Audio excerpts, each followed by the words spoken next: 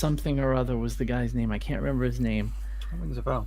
And he basically, the idea is you start the month with 30 folders, and 31 folders, and then there's a set of folders for the weeks. And the whole idea is that you put stuff in folders, and then every day you pull out the folder for that day, and it helps you. Dave Allen. Dave Allen, that's it.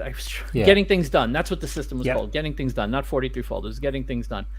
And I watched people with these systems, and it's like everyone I knew was obsessed with coming up with the best way to organize their stuff. And they spent so much time organizing their stuff. They weren't actually doing anything. They were just organizing. What were you organizing? You don't have time to do anything anymore. Well, there's a TV show in the UK called Red Dwarf. Mm-hmm. It's been going since like the 80s, and it's kind of, they'll do a new series every now and then. And one of the characters in that was it failed every exam he took. But what he would do is he'd spend the few months before the exam making the best possible revision timetable he could do, broken down into all these little time periods and rest periods and work periods and all the different subjects and everything. And he spent so much time doing that he'd never actually do any of the revision for the exam, and then just completely flunk it every time.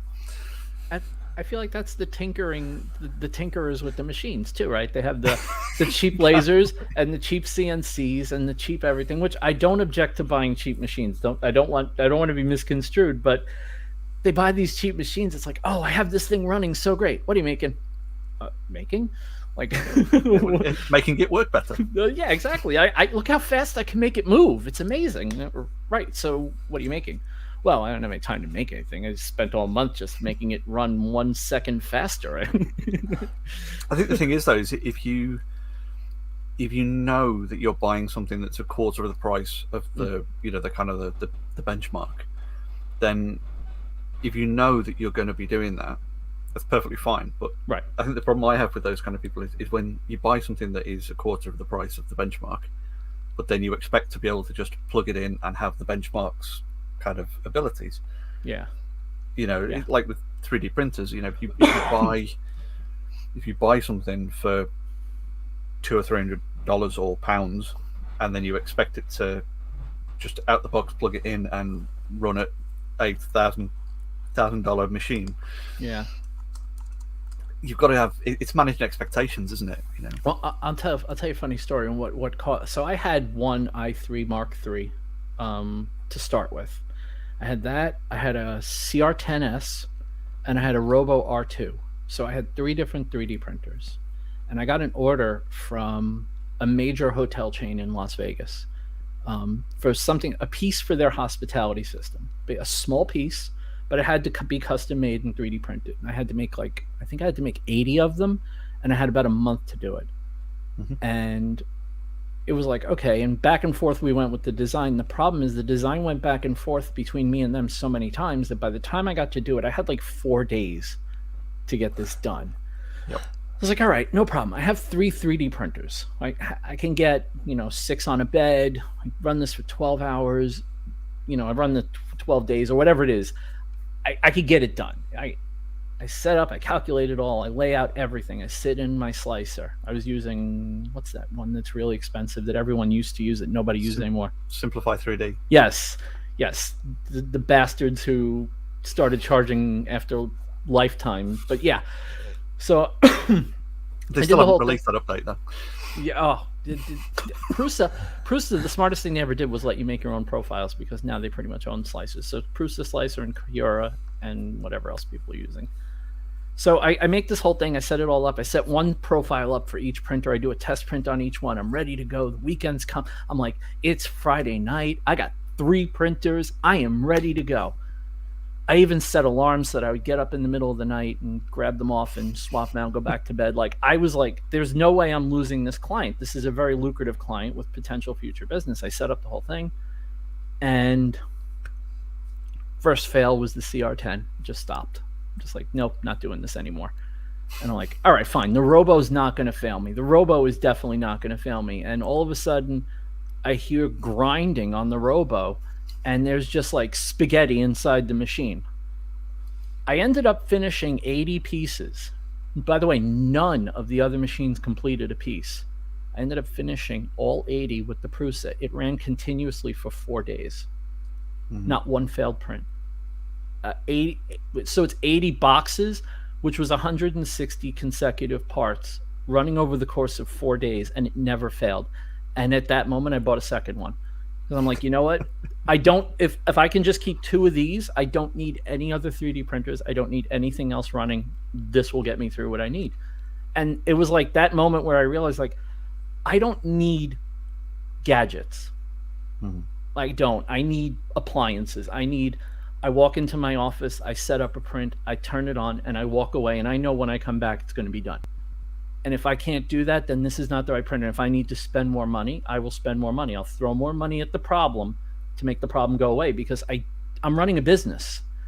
That's the difference, isn't it? Yeah, it's a business expense. It's a tool for making money. It's the same reason why a lot of tradespeople buy things like Festool or stuff like that. The average hobbyist doing a little bit of DIY around the house isn't going to generally go and spend that amount of money on something like a Festool unless they've got real reason to, or lots and lots of spare cash.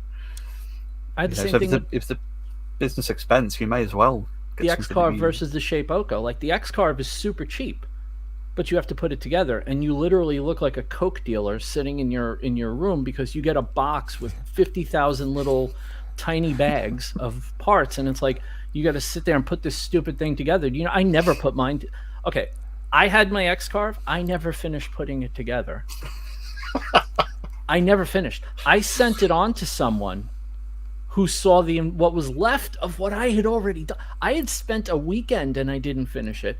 He got it. It was half assembled, and he looked at it and went, I'm not doing this.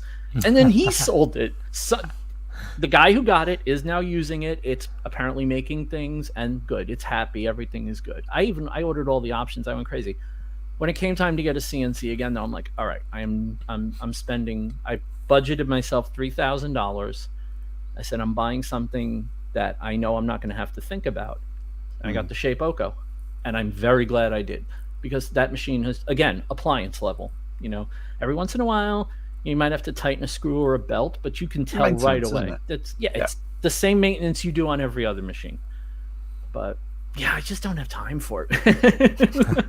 I just don't have time for it. Like, I come off like an ass. Like, I come off as kind of snobby, but again, I'm running a business. I don't have time for downtime and tinkering and playing around. I don't. Like, when I get an order for a customer, one of the things I pride myself on is I can get this to you very quickly.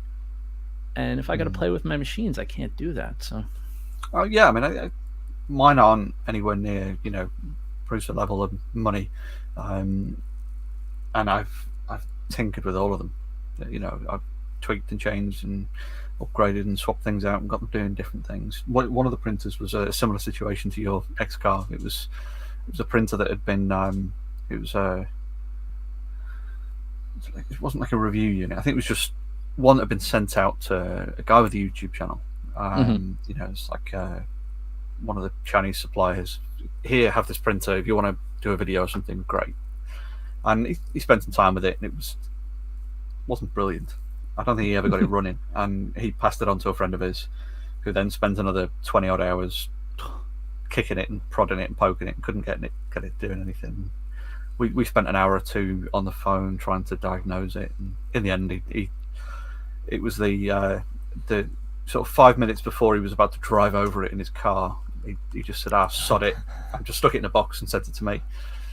So we completely rebuilt it from scratch, and again spent far too long tweaking it, getting it to just about print enough to finish a part. And like now it doesn't look anything like it was supposed to look. It's been completely rebuilt, re-engineered, over the course of the last few years. But it's a great machine. I can generally rely on it pretty well. But I've had exactly the same thing of trying to do a run of parts for someone, and you get partway through the run, and then something happens. So you switch to the next machine over while you're tweaking that and fixing that one, and then that next one breaks, and you switch it to the next machine over again. And I was told my first 3D printer should be a kit, And just the thought of that was like, no. No. Like, I understand the logic, right? The logic is it's common advice. It's common advice. It is. And honestly, I'm here to tell you that is not perfect universal advice. It's not bad advice. The average person buying their first house isn't going to go and buy a microwave kit. Right. They're going to go and buy a microwave. I get it. I get the idea of like if you've never been exposed to a 3D printer. So the logic seems to be that if you've never been exposed to a 3D printer, then putting your own together will teach you how it works. My question is, if it works, if you've got access to someone to answer the questions. Exactly, because if you don't know how a 3D printer works and you're putting it together and something goes wrong, now what? It's like, now what? I mean, granted, the supportive companies are good generally. But I don't know, man. I think it's bad advice to tell someone that's got no experience with a 3D printer that your best bet for your first one is to buy a kit. That's crazy, man. Yeah, it can be pretty. It's probably in relation to the quality of the instructions. True. Because Jamie and I both have the same, not 3D printer, but a couple of years ago now, we bought the same starter kit for kind of Arduino clone to use with our kids, who are not a couple of years apart from each other. And I sat down and I did it with my youngest, and it was part of our school day. It was like, right, we're going to do some Arduino now, and we'd sit down and we'd work through the instructions. And it was like the first few lessons, they essentially were set out as lessons, were fine. But then there was kind of like, it was like lesson 1, blink. For Arduino, it's always blink. It's always, let's get that LED on the board to blink. So fine, no problem at all. Lesson 2, and the continuation of that lesson is you use a separate LED, and you learn about LEDs. It's great. You learn a little bit about the code. It's great. And then the second one will be kind of add a variable resistor in and probably make the blink rate change. And again, no problem at all. And then lesson 3 is let's program the space shuttle. So first of all, there's not a proper level of progression. You've got that issue of the biggest issue. I'm fairly handy. I've done a bit of electronics. I've got a qualification in electronics. And I got to a point with one of the lessons. It was like, this doesn't work. I've used Arduino before. I'm not an Arduino expert, but I've used Arduino before. And it's like, there's no way these instructions work with the software or the program that they've supplied. And it's like, how are we supposed to fix this? It's like, I've managed to get it to work. Because, I've got a degree in physics. I've got a qualification in electronics. I've taught physics for over 20 years. And I struggled to get it to work. I'm thinking, how does the average punter get this to actually do something on Boxing Day? You've given it to your 12-year-old at Christmas. I want to play with my new I can just give it to them. They can give it. They've got their own laptop. They've got their own bits. They can just get on with it. It's like, it's going to end up in the bin. I had the same experience. It's funny you say the Arduino because I had the same experience. I have a lot of knowledge about electronics, like enough where I can design. I've designed circuit boards. I've done all that. Like I did that. I enjoyed it tremendously. It's something I don't do anymore, but I understand how it all works. I know how parts work. If something goes wrong inside something with discrete components, I can fix it probably. I'm pretty competent. And I got my first Arduino. It was an Arduino Uno. It was actually a clone of an Arduino Uno. So I was like, all right, it's not a real one. So obviously I'm getting none of the good stuff that comes along with it. So let's take one of these like courses. So I found on iTunes this guy that was doing an introductory course, and I was like, okay, this is good. Like I took the course, and you start, like you said, with blink. Blink the LED on the board. Okay, that's easy. Everyone can do that. Okay, now blink an LED through the GPIO pins. Okay, yeah, I can do all that. And then you progress. Get to the end of the first, and what we basically learned is like loops and variables. And it's like, okay, this is cool. Like the ID is starting to make sense. I'm starting to understand it. They should tell you how to include because there's an LED library that you can include that gives you functionality, and you just call the function. And I'm like, okay, this is cool. I'm understanding it. And the first assignment to get to the next part of the course is design a game. What?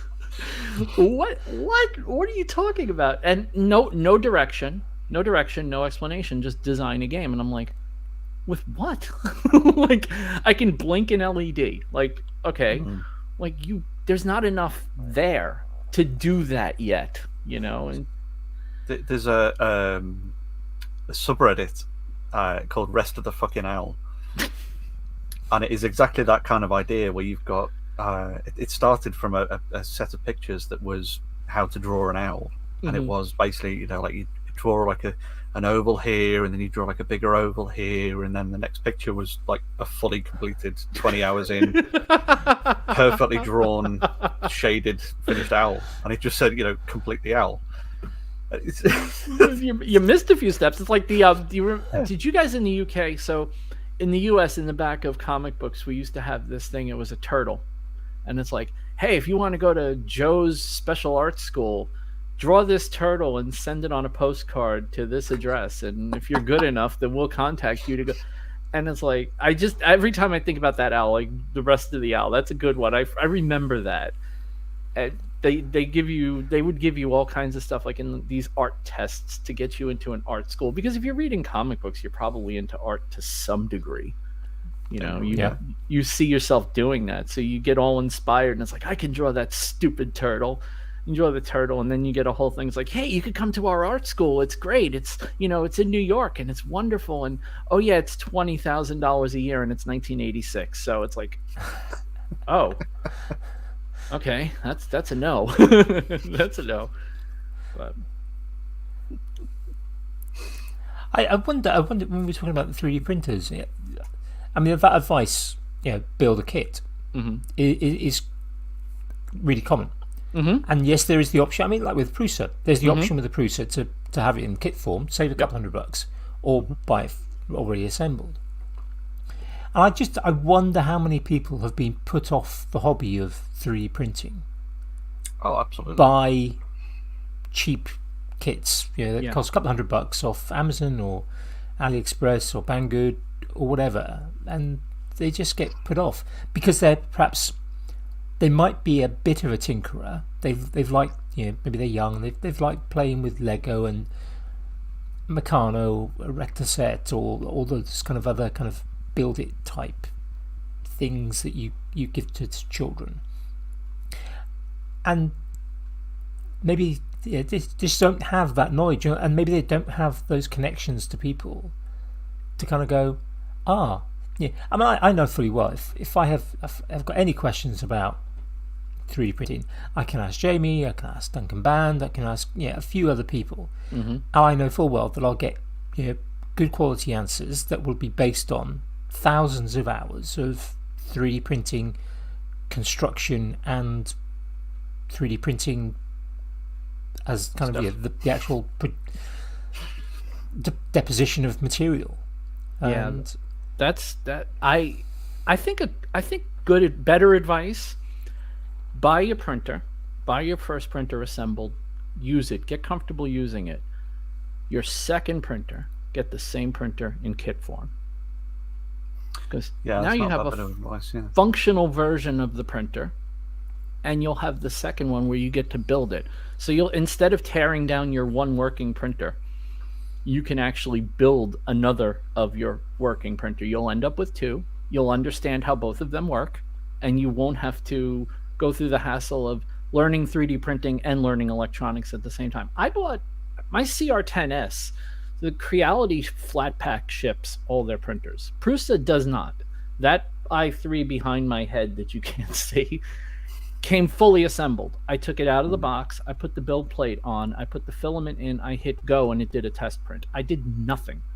That's how exact it is. It comes calibrated, it's packed in freaking cement practically. Like, it doesn't move. The whole thing comes together. I was like, this isn't going to work, it's going to be off, whatever. Nope. Put the filament in, hit test print, boom, prints right out. I'm still using the SD cards from it just to transport stuff on and off it. The CR10S, when I got it, was flat packed, so the gantry was separate, and the Bowden tube had to be set up, and you had to thread everything and then wire tie everything on, because everything with the Chinese kits is wire ties and tape and binder clips to hold the build plate on, and it's like, this is just a miserable freaking experience.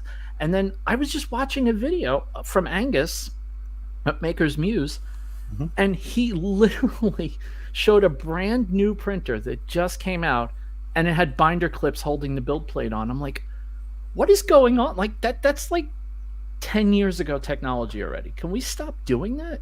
Like, who wants that as their first experience? Anyone using the glass bed printers tend to switch to something, if they've been around the community long enough to chat to other folks who are doing it, they tend to switch to like Swiss clips or the photo frame clips. Yep. They're just probably cheaper, I think, than binder clips. And they less intrusive, better hold. It's like every benefit and none of the downsides. Maybe on occasion you'll be picking one out of something as your bed, if something's jammed and they've all gone fling and shot off around the room. But I love 3D printing, but I can imagine that if my first experience wasn't as good as it was, I probably never would have kept going with it. My first 3D printer was a DaVinci Pro Mini, I think it was, or I don't even remember. There's so many modifiers after. It was like a DaVinci Pro something. Like, it's almost like those Amazon. Amazon has all the SEO optimized names of everything now. It's like best blanket. We have a shoe rack in the bedroom, and that shoe rack, when I bought it, was the name of the item is best 24 pair shoe rack organizer. And that's literally what we call it, because it's just like, well, where are my sneakers? Oh, they're on best 24 pair shoe rack organizer, which is it's become the universal name for it. But that printer was so damn reliable, and it was so untweakable. And I realized when I got that printer, I was like, oh, I can't do this, I can't do that, yeah, but every time you send a print to it, it works every single time. And I think that was the first experience I really had with the idea of, these things aren't tweakable for a reason. Modern cars, you can't tweak the engine for a reason. They're meant to just run. And if you don't screw with them, they will mostly run for their entire life. And all you have to do is oil changes. And I know that that's anathema to a lot of makers to hear something like that, but at the same time, somebody like me, like, I don't have time to fix my own car, fix my appliances, fix my 3D printer, fix my CNC, I'm one person. I don't want to deal with it. And that's the thing, is like, I'm a natural tinkerer, so I'm the complete antithesis. I'll buy the cheap printer, and I'll ask and fix and fettle and upgrade and tweak and everything else. But that's partly as well because I don't have the income stream to go and drop 4 or 5 times the price on something like a Prusa. Right. Like I build PCs part of my day job, so I'm not going to go and buy a $5,000 Mac, right? Because I've got absolutely no use for one. If someone gave me $5,000, I would absolutely build a $5,000 PC. But that untweakability is something that really puts me off. I think if I had something like, if I won a Prusa in a competition or something, I would probably, get it all set up and everything, and then work out what I could tweak, even as a thing that works out the box, I would still find ways of tweaking it or adjusting it or making it suit me better. Or it depends on what your end purpose is, right? So someone like you. You like the tinkering. You like getting, wrist deep in elbow grease and all that. And I respect that a great deal. I really do. In fact, in a lot of ways with a lot of things, I'm like that. Like, but not with, like, my computer, for example. My computer, I built it myself because I didn't have the money to buy the computer I wanted. So I built the computer I wanted.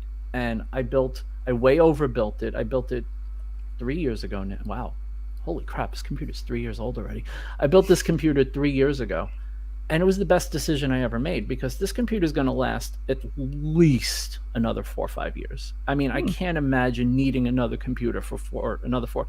Now, What did I spend on it? Well, I spent $1,600, $1,700 on it, right? However, I couldn't buy this computer for that when I bought it and get exactly what I wanted. Like, and that's the thing, right? So 3D printers I know it seems to be a lot about 3D printers, but they're a really good example of everything that's, personality different about people in this community. 3D printers, if you can't get something out. They're FDM printers. There's a ceiling for FDM printers. There just is. Absolutely. Yeah. It just you get a point where it's diminishing returns in quality, and it's just additional toys or quality of life. It's not like PC building. Like PC building is a very different ballgame. If you want to spend $9,000, you will get $9,000 worth of performance out of a $9,000 PC.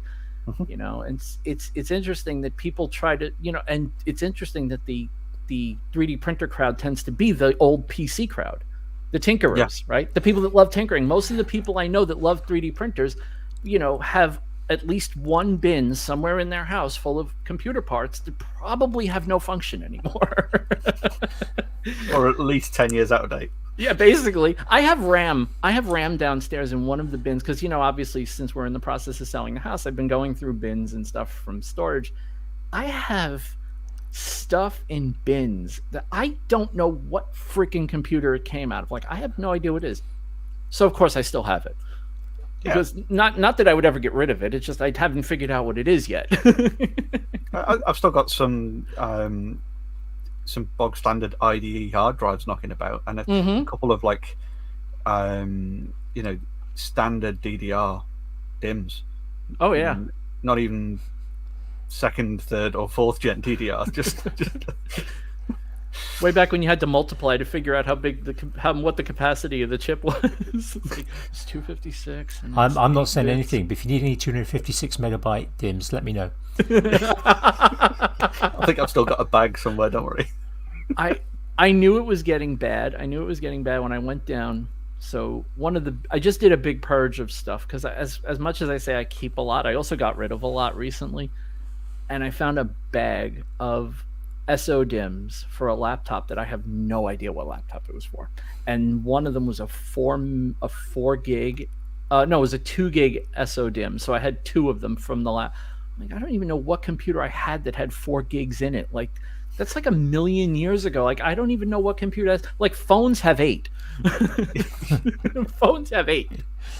So yeah, I love that I can feel like an old timer and not feel like an old timer with you guys. Like, it's kind of great because like you understand. Like, if I tell like, oh yeah, no, I have SO DIMMs, and they're like, what is that? Is that the hard drive? Like, I don't know what that is.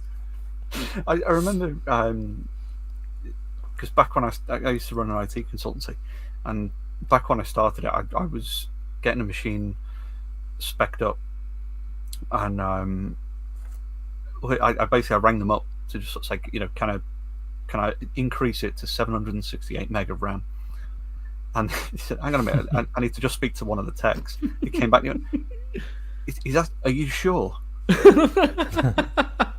Yes. That's why I rang you up and asked. You wouldn't let me do it on your website.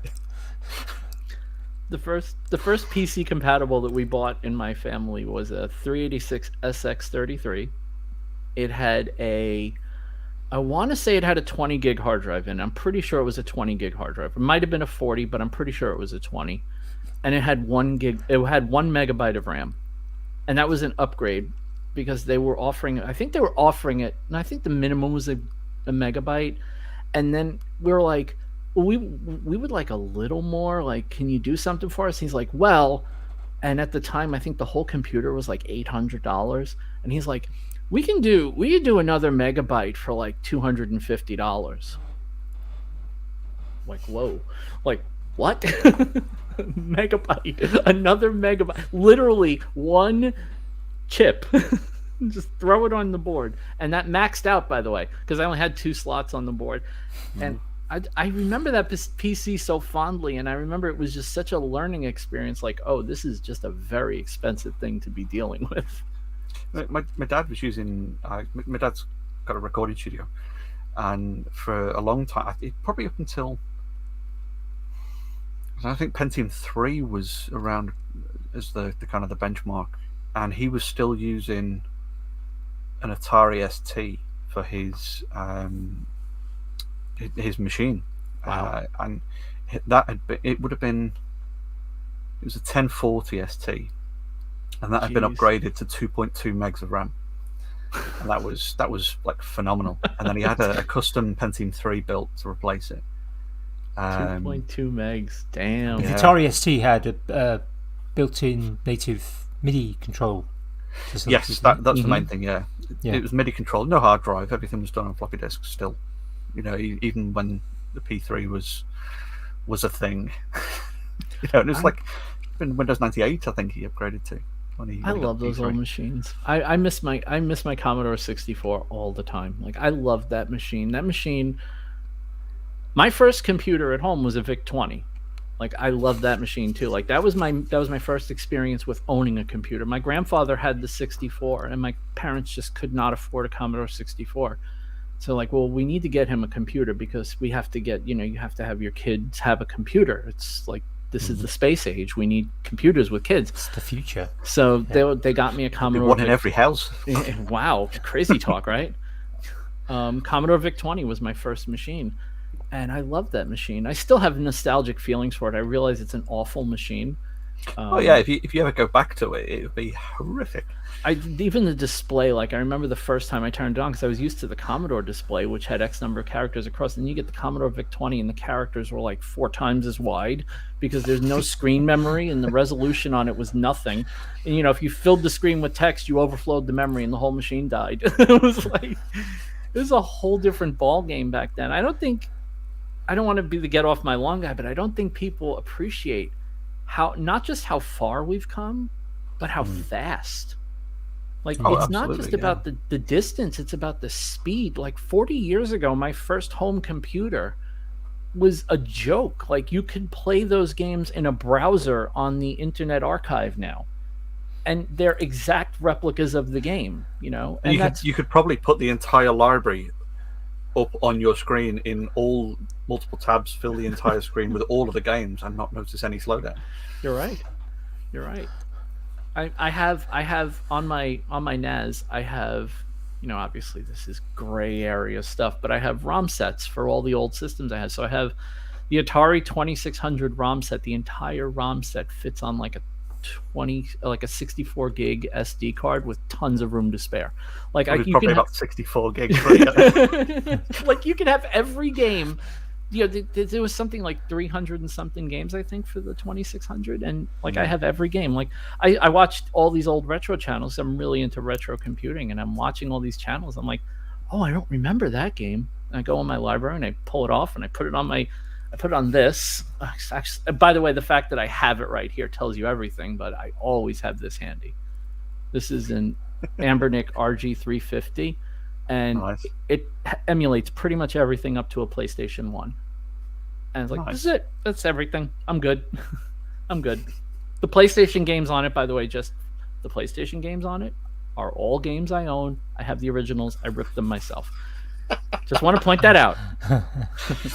The other ones, just in case this ever gets big. Yeah. Let us find out. Yeah. I don't need anyone knocking at my door. Someone kick down it's still slightly a grey area, but it depends when it gets big enough for the.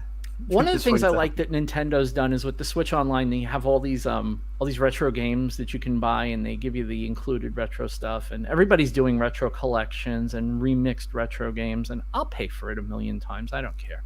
Like, I like these games enough where it's like, I want to keep supporting the people that make them, and if they're going to put it out, I'd rather pay for it than pirate it. But if you don't give me a legal opportunity to buy it, then, I'll always take the legal route first. If there's a legal way to play a game that's old, not current stuff. Current stuff, I don't pirate stuff at all, ever. I don't pirate TVs. I'm a content creator. I don't like the idea of piracy.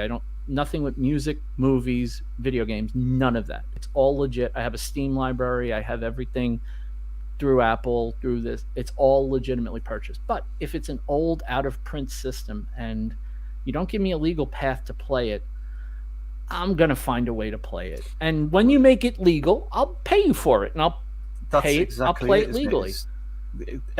Just about every study they've done into why people pirate stuff, it's because of that either inability to access it or extreme difficulty to access it. Yeah. If it becomes too difficult, or multiple microtransactions and going through payment steps, and it's going to take longer to actually access the thing than it is to just click on one of the many ways of pirating something. Yeah, that's the fallback.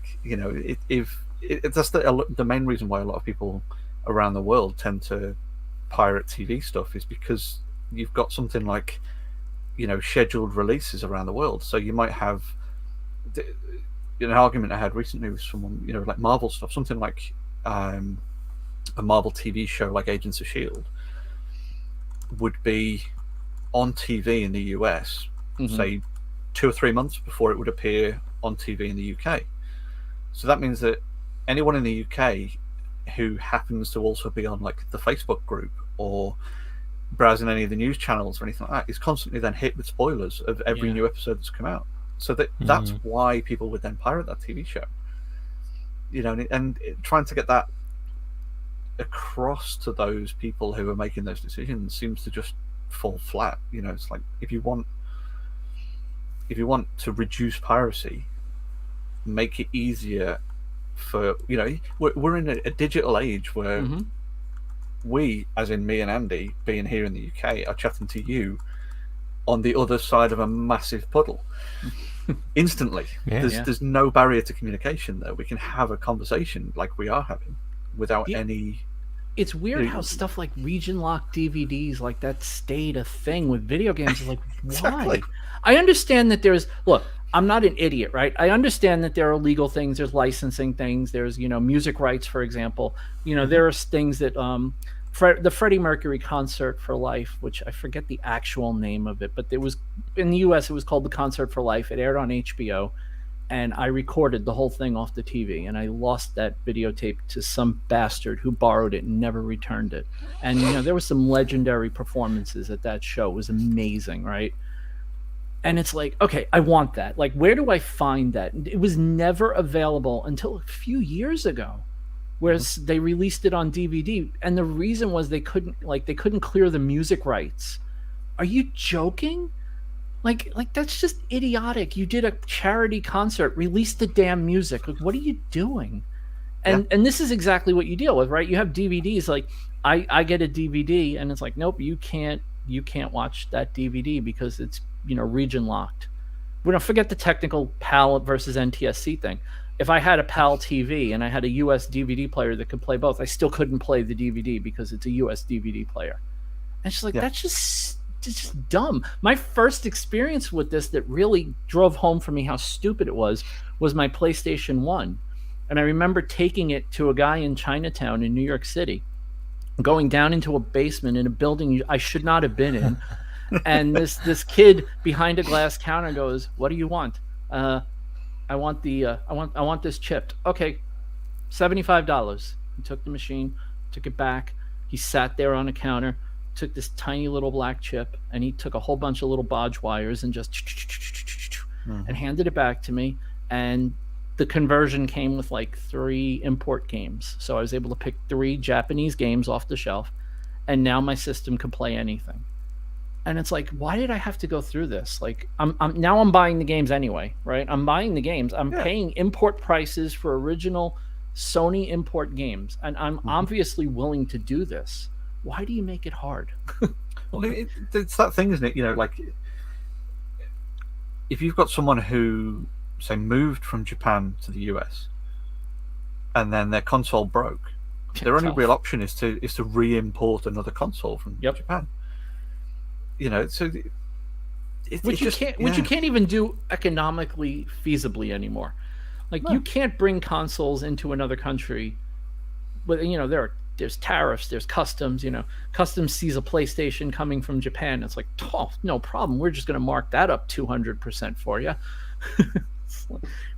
Everybody's worried about the scalpers that get on the line early, and the people that get one and then they sell it for $2. It's like, what about the government? The government's the biggest scalper on the planet. They don't even sell you anything, and they make money.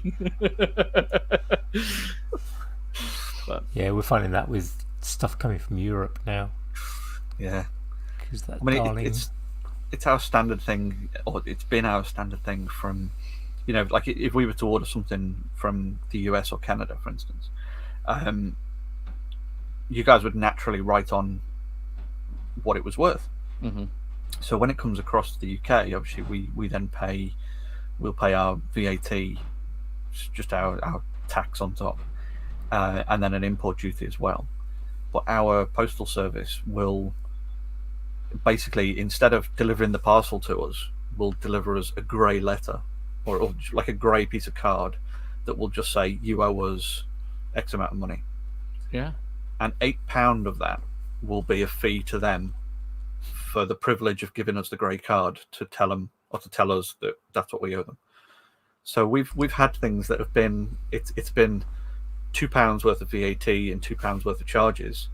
So we've been charged £12 for that, because £8 of that is just purely for them having covered the £4 worth of charges. I didn't realize how bad it was. Just so you know, I did not realize how bad it was. Lee, from the one with the tools and Rainbow Carver. Lee is one of my closest friends. Like, I love Lee dearly. And I was sending a bunch of wood scraps for carving. I was like, oh, this is great. I have a box of scraps that I cannot do anything with. They're way too small. I carve nothing. I have no interest in this. I'm going to send it to Lee. Like, this will go to good use there. Get the whole box together. I go through my whole shipping software. I go through the whole customs declaration and the whole VAT declaration. By the way, sending stuff to the UK is a pain in the ass. I'm never sending anything to either one of you. I just want you to know, I love you dearly, but I will rather send you the money to buy it in the UK. Anyway, so I go through this whole process with Lee's box, and I'm like, okay, it's going to cost, because it was a solid box of wood. It was probably like 15 pounds. So it was going to cost me like $75 to ship it. I didn't care, whatever. Get the whole thing ready. I ship it off, and I put on the thing, because on my shipping software it gives you the option, it says, who pays the VAT? And I said, bill me. And who pays import duties? Bill me. Now remember, I just said $75 in shipping. Mm-hmm. I get the bill when it arrives at customs in the UK, and I think the bill was $135 in additional cost. Mm-hmm. It cost me $200 to send a box of wood scraps to my friend in the UK so that they can make stuff. And it's scraps. Like, it's clearly scraps. They're little pieces. I think the biggest one in there was probably like 2 or 3 inches. But because it's wood, hey, you're importing wood. You're clearly putting English wood farmers out of business, because our Bubinga and Paduke and Purple Heart supply is going to be constrained by you shipping scraps the size of a fork. It's so silly. But yeah, man, I did not realize how bad it was to send stuff. And I was like, okay, I'm probably not going to be doing this again. Like, it's generous, and I don't mind being generous, especially with my friends. I'm probably too generous with a lot of my friends. And I don't blame Lee for it. They were very clear. Don't do this. You're an idiot. It's going to cost you a lot of money. And I'm like, I asked the famous question. You ready for the famous question? How much could it cost? Little did I know, 200% of the value of the thing. Well, this is it. I mean, there's been quite a few things, like, obviously since our really stupid decision in the UK, it's now become really difficult for us. So we're having the same thing that we have always had with the US and Canada. We're now having the same thing when we buy from the other side of us. So if we, it used to always be we'd order something from Germany, and it just arrives as if it was from the UK. But of course now that's not the same. Right, now you're importing it. So we've got all the same thing. We've got the VAT, we've got all the import charges, the duty and everything. So what's become really weird and quite jarring for a lot of people, both the European sellers and the British buyers, is a lot of us haven't, I'm saying a lot of us, speaking for the whole of the UK here, there's quite a large percentage. It's quite a large percentage of the British population that have not twigged that it's now a thing. So they're buying stuff and then going, oh, how come I'm now being hit with import charges and VAT and duty? And it's just kind of like, well, we did kind of suggest maybe this might happen, like it does with the rest of the world. What's really funny though is, like, see, that's the kind of thing where you go, all right, we knew this was going to happen, right? You know it's coming. Right? There's going to be, make a trade deal beforehand or make a trade deal after. Make a trade deal at some point, right? Like, that's what I don't understand. Like, these things, they didn't happen in a vacuum. You didn't suddenly go, okay, we're out of the EU. And also, oh, we didn't know that all this was going to... No, you knew. Like, and you've been out of the EU for a while. So it's not like, this is why, and I don't talk about politics at all, ever anymore.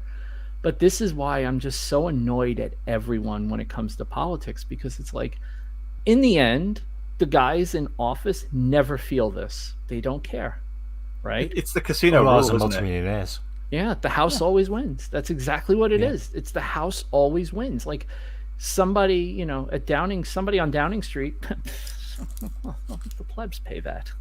we don't worry about that. Yeah.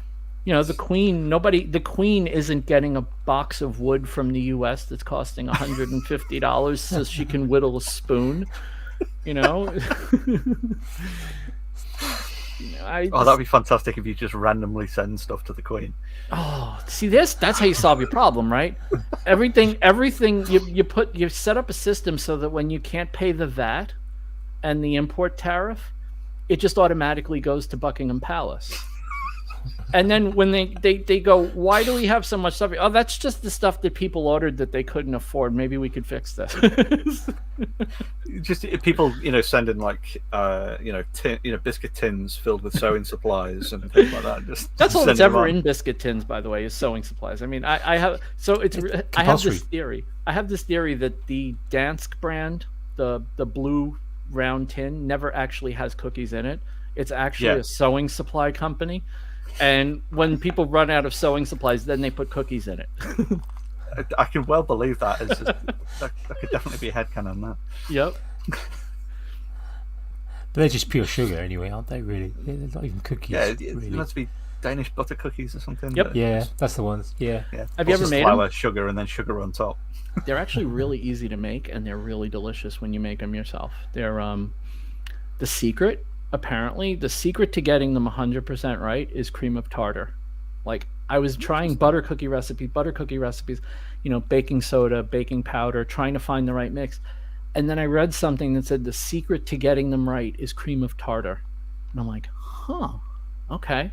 So I found a recipe that used cream of tartar, and holy cow, it was like the real thing. I was like, this is amazing. I can make the little pretzel-shaped ones, which are clearly the best. Don't fight me. And I was like, wow, I used to bake so much. Like, before I was a maker, I was a baker. And I used to bake a lot. Bread, making with a different medium, isn't it? Yeah. Yeah, still making. Yeah. I always tell my wife is, she always says she's not a maker. I'm like, you are. You're a really good cook.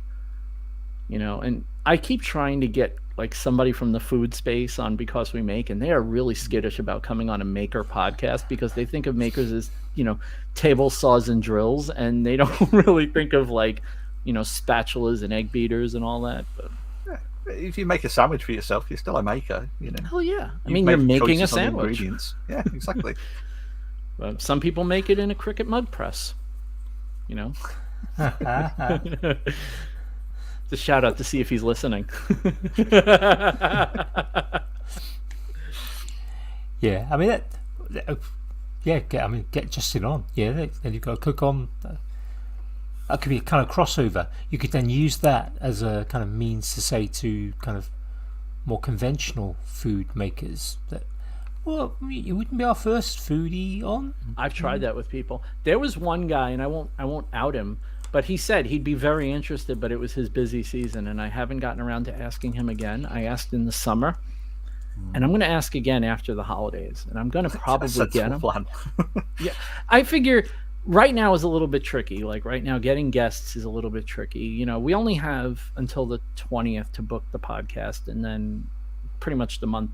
We're going to take like 2-3 weeks off, like we do every year. We take the last week of December, like the first and second week of January, just because we don't take any time off during the year. I mean, I realized that as we were talking to Dave Swiduck this week, that we have not taken any time off this year, like at all. The podcast has gone straight through for an entire year, and that's the first time it's happened. and I realized how freaking tired I am. it's hard. You've not had any holidays in Rwanda, have you? No, and that's the other thing, and I don't want anyone to read this as me going, Ethan's been off, but I've been there every week, and it's like, oh, and some weeks the next day, and some weeks, do a chat on Tuesday and drop an episode on Wednesday, like still dropping on Wednesday. Like I've made Wednesday at 5 a.m. New York time my religious moment. Like that podcast will be there at 5 a.m. If it ain't there, something went wrong with my provider. It ain't me. It's sitting there waiting to go live. But yeah, I'm just really tired. I realized how tired I was when I keep thinking about, okay, the 20th is the last episode of this year, and I'm going to have a couple of weeks off, and I'm so excited for that. Like, it's like, oh, I can like go do something on a Monday night, instead of doing the podcast. Not that I don't like doing it, but like, wow, it's such a big part of my life that not doing it would just be kind of nice. Well, I mean, this week was 125 episodes, mm-hmm. and that's no mean feat. There's it's crazy. There aren't that many maker podcasts that have gone that long, and that do it in the amount of time. Right, and they do it in the amount of time that we did it. Right, because if you think about it, a lot of them will do, like, even We Built a Thing is, probably numerically they're close to us, but we passed them because we were doing an episode every week. They were at a point where they were doing every other week or every third week, and we were doing them every week. I think the only time that we really took any extended time off was when I took off for chemo. Right after Ethan came on the podcast, when I was having trouble. People swear this isn't a thing, and yet everyone that goes through chemo says it is. And it was chemo fog. And chemo fog is a scary, scary thing, because you go from being sharp and alert and aware to barely able to form coherent sentences, and nothing's actually wrong with you. It's just your body chemistry is just completely off. And I think we only ended up taking 3 weeks off. It was just me taking a break until my chemo dose got lower, because at that point they were trying to figure out what was going on with me anyway, and then they just lowered the dose, and I felt so much better after they lowered the dose. And I just messaged Ethan. I'm like, listen, I think Monday we can record again. He goes, yeah, you feel up to it? I'm like, yeah, I do. And we did that episode, and I came back, and it was like, boom, like I was shot out of a cannon. And I was like, this is so much better. I feel so much better. But yeah, that's it's weird to be that dedicated to something that was just a spur of the moment idea. The podcast, there was no plan. I've told this story, and I won't belabor the story, because I don't know how many people listening to this now have heard the story, but Because We Make was something I came up with on a Monday, recorded episode 0 on Tuesday, booked my first guest on Wednesday, and by the following Wednesday I had episode 1. I think it was about a week where I went from no podcast to podcast, and it was just going to be like, every week I would have a guest, or if I didn't have a guest, I'd do a shorter episode where I'd do a monologue type thing talking about the maker space and creativity and whatever. And for some reason, I don't know what that reason is. I still don't know what this reason is. Like episode 7, I had Evan and Caitlin on. Like, Evan and Caitlin are huge in the space. Like, they're massive people. I had Steve Ramsey, Bob Claggett, Evan and Caitlin. I had names that, like, there's like a default batch of makers that everyone watches on YouTube. And I had some of those people on in the first 3 months of existence of this podcast. And I just got really lucky. And it just kept getting more and more lucky as time goes on. It's like, wow, I can't believe these people actually want to talk to me. And because I had spoken to people with some cred, when I pitched the show to people, they're like, oh, you had Evan and Caitlin on. Oh, you had Bob Claggett on. Oh, okay, so you're legit. Like, you're not just a guy in the basement talking about the latest table saws. And I'm like, yeah, no, we it's a small show, but it's a real show. And I mean, you say that, but you are now stuck here talking to us this evening. What's that? I love you guys. I love you guys. Andy, I've told Andy in many times, he's like the sage of our little group. Like, if Andy says something, it's like that's gospel. Like, there's no further opinion necessary. And, yeah, I totally agree. Right? Like, if it's been old, yeah. I use Andy as my kind of like moral compass. You know, Yeah. it's the what would Andy do? You know, I'm not a religious person, but Andy is the kind of the benchmark for me. You know, Yeah. if it's probably too far for Andy, it's probably too far for me to say. So, you know. I remember the first Makers on Zoom chat when I joined, and Andy was one of the first people in. And my reaction, Andy, I don't know if you remember this. My reaction was, "Holy shit, Andy's here!" I think that was. I actually said those words, like, "Holy shit, Andy's here!" And I was so like starstruck to have Andy in a chat, like, because I mean, let's be honest. If you're in our space, you know, if you're in the space, Andy's in there with you. Yeah. Whatever space it is, Andy's in the space with you. And it was so funny, like, seeing him in a little window and like, this is the same group chat. Like, I had never done any of these like video group chat things before.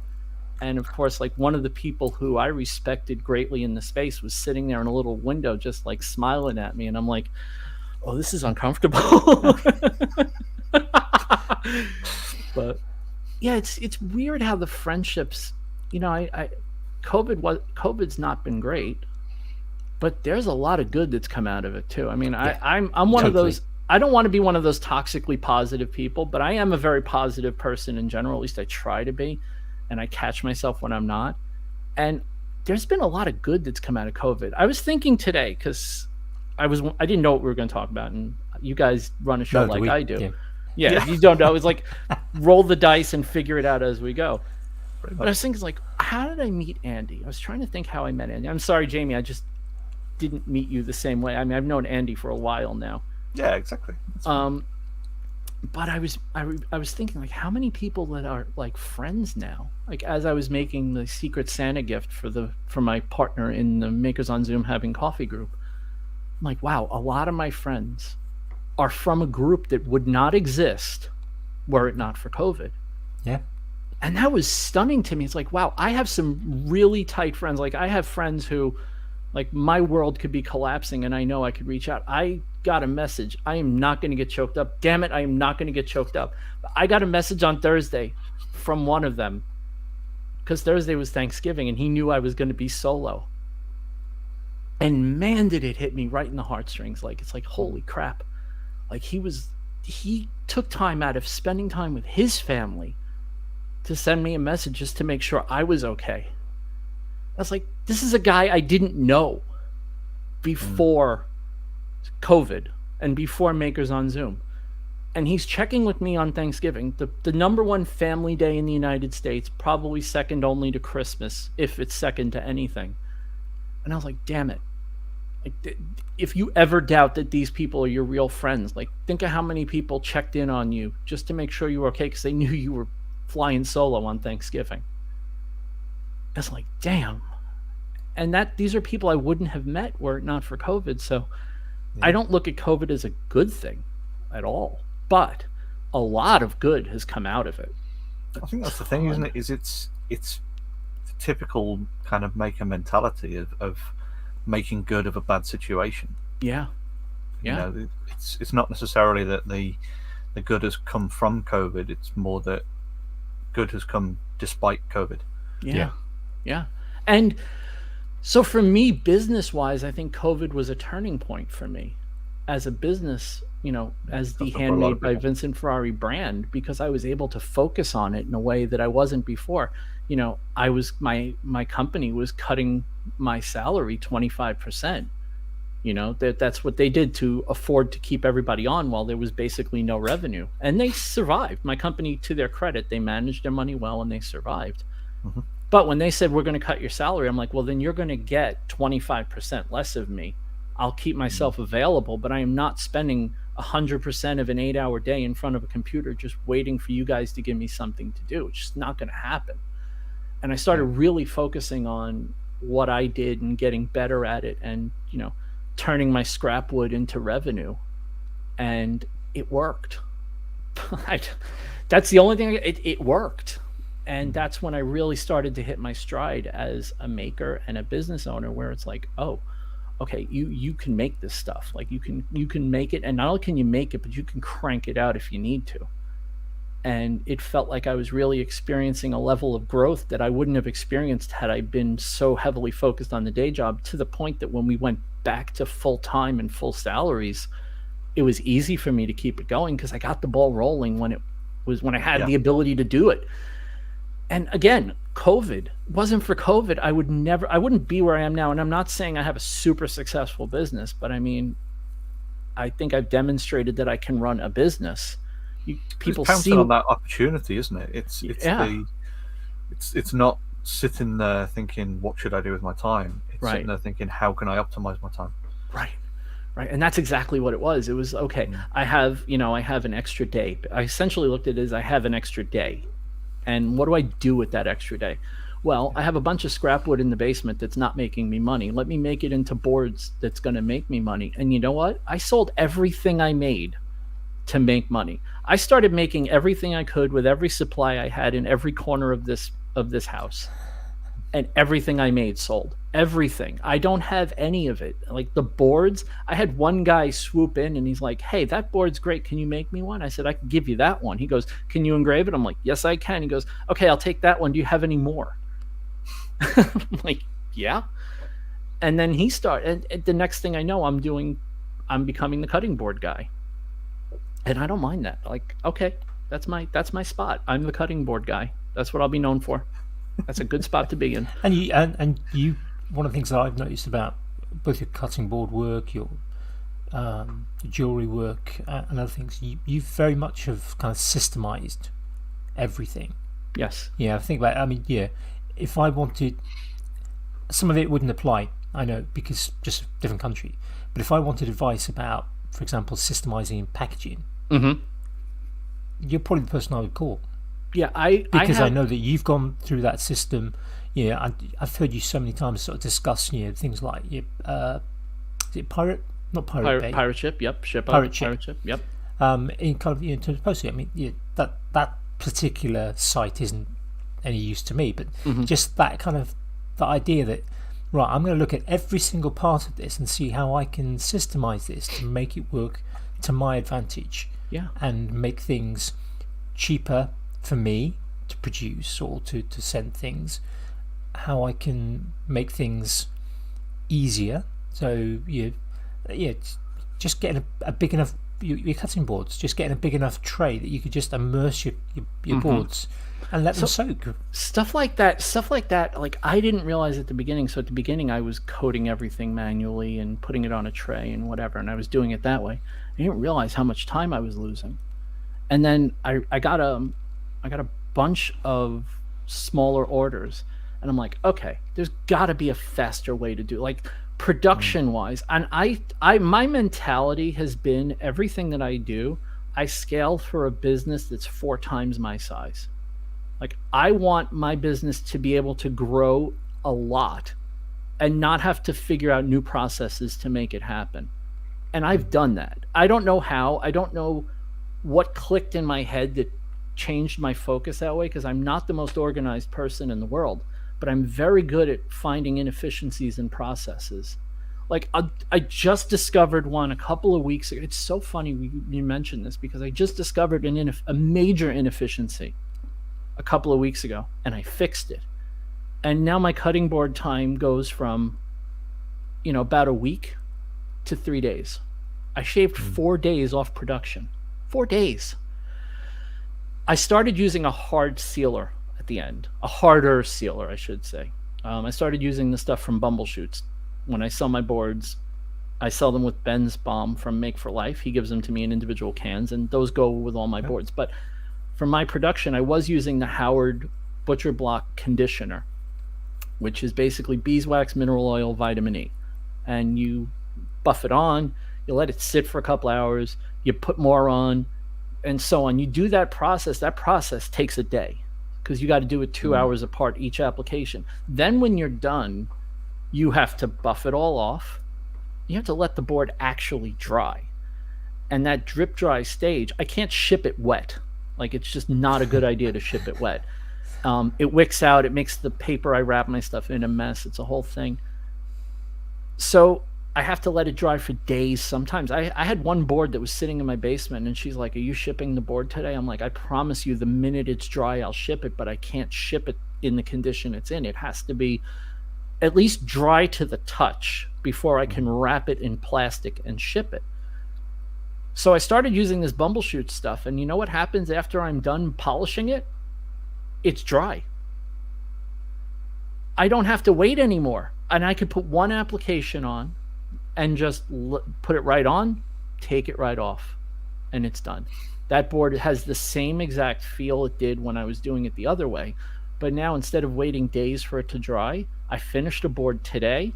If I wanted to, I could have shipped it tomorrow. And that little bit of efficiency saves me so much time, because now it's not, and it's also not a day of running up and down the stairs, constantly applying and removing and applying and removing and applying. And it's like, wow, okay, I didn't even think that could be different, but it is. Look at that, dunking them instead of wiping on the mineral oil saves. I mean, I let it sit in the bath for like 6 hours, right? But that's 6 hours where who cares where it's sitting in a bath. When it's done, I take it out and just go do what I got to do with it. And that was another thing. I used to let it sit for 24. Turns out you only need to let it sit for 6. I could probably let it sit for 3 and get the same result. But you're right, Andy. That's exactly what I've been doing. Like everything, shipping, pricing, the website. The website's going to get a bit of an overhaul in the new year, so that people can order custom cutting boards without ever having to talk to me, and just click, click, click, click, click, done. I have to figure out how to make. I know how to do it, but I have to figure out how to make Wix understand what a customer is inputting, so that it'll actually make an inventory item for me, so that I have like a punch list that I can produce a board from. So I'll get there, but it's kind of crazy that, I'm just a guy. I'm just a guy. But I stopped. I didn't focus as much on the making. I had all the other inefficiencies figured out long before I started finding inefficiencies in my processes. I had the inefficiencies in my shipping and logistics. I could run a large warehouse with the system I have now. That's why I don't worry about a lot of orders. It's like, it's not a big deal, because the shipping and the logistics of it are never going to slow me down. They're never, ever, ever going to slow me down. It's just removing the bottlenecks, isn't it? Yeah, and the thing is, the other thing is recognizing when you're doing something out of habit rather than out of it being the best way to do something. Absolutely. The conditioner is a great example. I was because that was the first one I used. It was the one I saw everyone using. I was like, okay, I'm going to use that. And it worked really well. It gave my boards a nice feel. People like it. Then I started realizing, like, there's got to be a better way to do this. Like, this takes a day, like a whole day. And at Christmas rush, I don't want a whole day of having to have tables in my basement with boards propped up on them just wicking oil. Like, this is stupid. There's got to be a better way. And I said, okay, well, maybe I just need a harder finish, like a more wax-based than oil-based finish. And you know what? That was it, because the board I finished today feels exactly like all my others. And I started it Friday night. And it's done today. It's sitting downstairs because it doesn't have to ship until next week. But I finished it a week early. And I always try to tell people, it's like, I know time is money is a cliche, but it's also true. It's also true. And not everyone's running a business, but why would you want to spend extra time? I tell people, one of the first things I tell people is like, oh, I'm going to ship stuff in the mail. Like, go buy a thermal printer to print your labels. Like, the first thing you should buy is a thermal printer. Well, why? I got a laser printer. No, get a thermal printer. But I don't want to. No, get a thermal printer, because that takes 1 second to make a label with a thermal printer. It takes the same second to print it out on a laser printer, but then you have to take it, either fold it or cut it, and then tape over it so that it stays on your package. Okay, the tape costs money. Your time doing that costs money. Your toner costs money. This has unlimited toner. It's heat. And it's one of the best things I've ever bought. And I don't do it for a living, but I treated myself, because that was a pinch point that I was finding. If I was trying to send something to a friend, I would have the thing there ready, and it would probably sit here for a good week or so until you want to deal with the hassle of shipping it. And it was that thing of like, it just sorting the label out, or sorting out wrapping it all up. So I've got it as a fine art now of just the entire thing gets coated in brown parcel tape.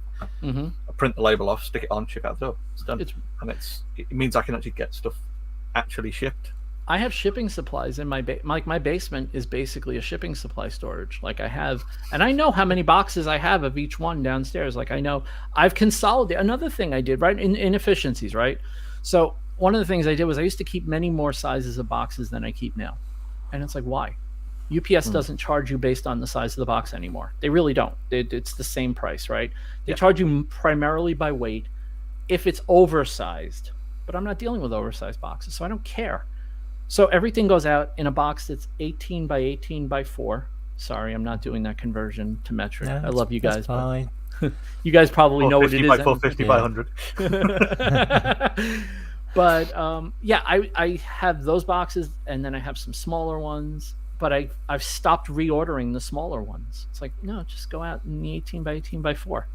If it's big enough that it doesn't fit in the small box, then it's fine in that one, and I'm not losing money doing it. Because I also buy my boxes from Uline in quantities of 150, where I'm spending a lot less by buying them in large quantities. Yes, up front it sucks.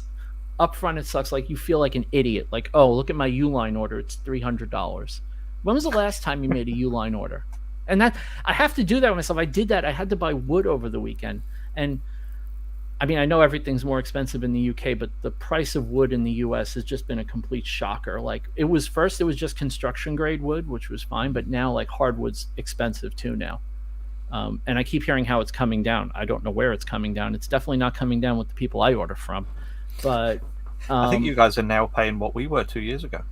I feel like this is what I heard. I think it was Rag and Bone Brown who was like going crazy about the prices one day. And I think it was him who said, like, you guys in the US have no idea. Like, something to that effect. Like, you have no idea what the price of wood could be if it was truly bad. And, well, okay, we get it. We got the message. Message received. Put them back. Yeah, and we won't get started on petrol or gas. Yeah. Oh, yeah, that's a whole... Yeah, you guys are paying California prices. Yeah, and the rest. Yeah, that's not a bad shout to think of us as basically like California. Yeah. Without the sunshine. Yeah. We that wood that I ordered, so I was very upset because I spent $350 on wood for wood that would have cost me probably about $250 a year ago. I was like, okay, I spent that. I know I don't buy wood that often. I buy enough where I don't have to buy a lot very often. So I was like, how much? When was the last time I bought wood? And it was February. So the last order I made it last almost 8 months, 9 months. It's like, I got nothing to complain about. Like, okay, it's still expensive. I feel bad that it cost me that much money. But had I known going in that I'm probably not going to buy wood again for another 9 months, like, who cares? Who cares? Well, that's exactly it, isn't it? You know, if you average that out, it's the same thing with, like, you know, buying a cell phone. Yes. Because that's sort of the thing over here in the UK. I don't know how analogous it is either side of the pond, but it's you know, over here now we'd get a phone contract that would last, you know, it'd be a 2-year contract, and you would pay enough every month to cover your service costs and then the costs of the phone. But we can get just the service cost for less money, and then if you buy the phone outright on a 0% interest credit card, pay that off over, you know, a shorter time, then it works out cheaper. But not everyone's got the means to do that. Yeah. You know, it's so if you're having to buy smaller amounts of wood every month, but you've got that opportunity to put that same amount of money to one side and buy the big order and be able to store the big order, you know, and everything else. If the cost does go up, you sort it. But I mean, that's one of Jimmy DeResta's things. Of, you know, is all of his lumber gets stored at the woodyard. Yep. And he buys it when he needs it.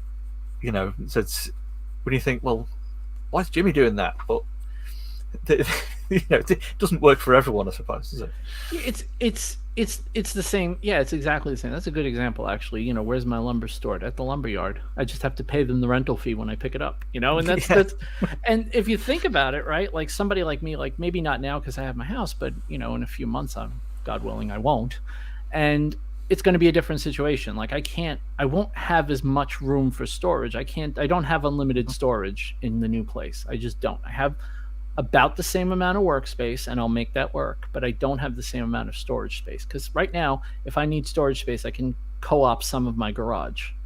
I won't have that in the new place. They could make it work for me. I know how they are, and they'll try to make it work for me, but I also know realistically that I have to keep my supplies minimal, keep what I need and keep it light and nimble. So yeah, I have to start looking at it the same way, where it's like, oh no, if I need wood, it's stored there and I'm paying the rental fee when I order it. Yeah. And that's it. And move on. You can only control what you can control. I mean, you can, I can stress out about it, or I can go, this is the situation. You can deal with it, or you can stress out and still deal with it. So just deal with it. Absolutely, yeah. You're not controlling the situation. You're just controlling your reaction to how the situation is. That's my whole life. That's my whole life, dude. And I mean, I must have said that about, I probably said that about 1 million times, but that's my whole life. When I was going through chemo, I didn't want to be that guy because look, cancer wards suck. Okay. They just do. You go in there, they're bleak. Everyone's sad. Everyone's miserable. And they try to paint like dogs and birds on the freaking wall. Like that's going to make you feel better. And, you still feel like crap going in because it's a freaking chemo center. You're sitting in a real comfortable chair and they're giving you food and taking good care and being nice to you and chatting with you while you have a needle stuck in your chest and they're pumping you full of poison that'll hopefully kill the cancer before it kills you. That's chemo. That's cancer ward. That's what it's like. And I made a promise to myself when I started going through it that I would never be the patient that brought the room down. Like I would never be that guy. I didn't want to be the difficult patient. I didn't want to be the nasty person. I didn't want to be the this hurts, I'm not comfortable. I was the grin and bear it, but make everybody smile, make everybody happy that they're dealing with me today. My radiation appointments were at 7:00 in the morning every single day for 2 months. So I would get to the hospital at 10 to 7, get into my my robe, get under the machine. It was a routine. They didn't even have to tell me what to do. By the second visit, I was just walking in there. I would grab a robe, put it on, lay down. I knew how to lay down. I knew how to get on. I knew where to put my head, where to position myself. And we would just go, and that's what we would do. And one day, one of the nurses said, she goes, I don't understand. She goes, with all you're going through, like, why are you so positive? She goes, that's not to say you shouldn't be, but I'm just wondering, like, how do you find it in you to be positive when you're going through all this? And I'm like, well, not being positive takes energy. I don't have a lot of energy right now. Like, I'm exhausted every day. I'm beat up. I'm sick all the time. I said, but I'd be exhausted, sick all the time, and a miserable bastard on top of it. So what really choice do I have? I can be the same sick and the same everything else, but I can put a happy face on and at least keep the people around me in a good mood and make them like not dread having to deal with me. And I feel like that's just the right way to be. And that's how I handled the whole thing, start to finish. And because I learned, that was my moment of learning that you don't get to control what happens to you. I didn't get to control that I got cancer. I only got to control what I did from the point I found out I had it until the point I didn't have it anymore. Yeah. And that's just the way it is. And I'm very lucky. Okay. I'm very lucky. I'm people think I make light of having cancer. I don't. I also understand that my cancer has a 15% 5-year survival rate. I could be dead in 2 years. I don't know. Right? That's after they operate. I don't know what's going to happen. I don't know what the future is for me. And that's a scary thought, right? So what am I supposed to do? Put my hand in my head, put my head in my hands and sit in a corner and rock and cry because I don't know what's going to happen? Or just go out and kick the ass of life every single freaking day, because what the hell else am I going to do? Absolutely, yeah. Why not, right? I did get a second chance. If it's a short second chance, then it's a short second chance, but it's a second chance. And that's the thing. I'll never take it for granted. Those second chances are so rare that you just, if you've got it in you to be able to make the most of that, absolutely, you have to do it. I do what I can. And that's why my reactions, I'm very focused. And after working with my therapist as long as I did, one of the things that I worked very hard on was having better reactions to things. Don't think the world's falling down on you. Don't think it's over. It's not over. It's never over. When it's over, you won't know it's over because it's over. Yeah.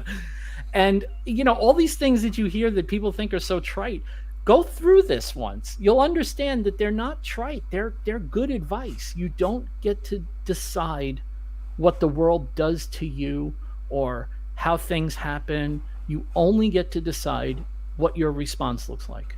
You have full control over that.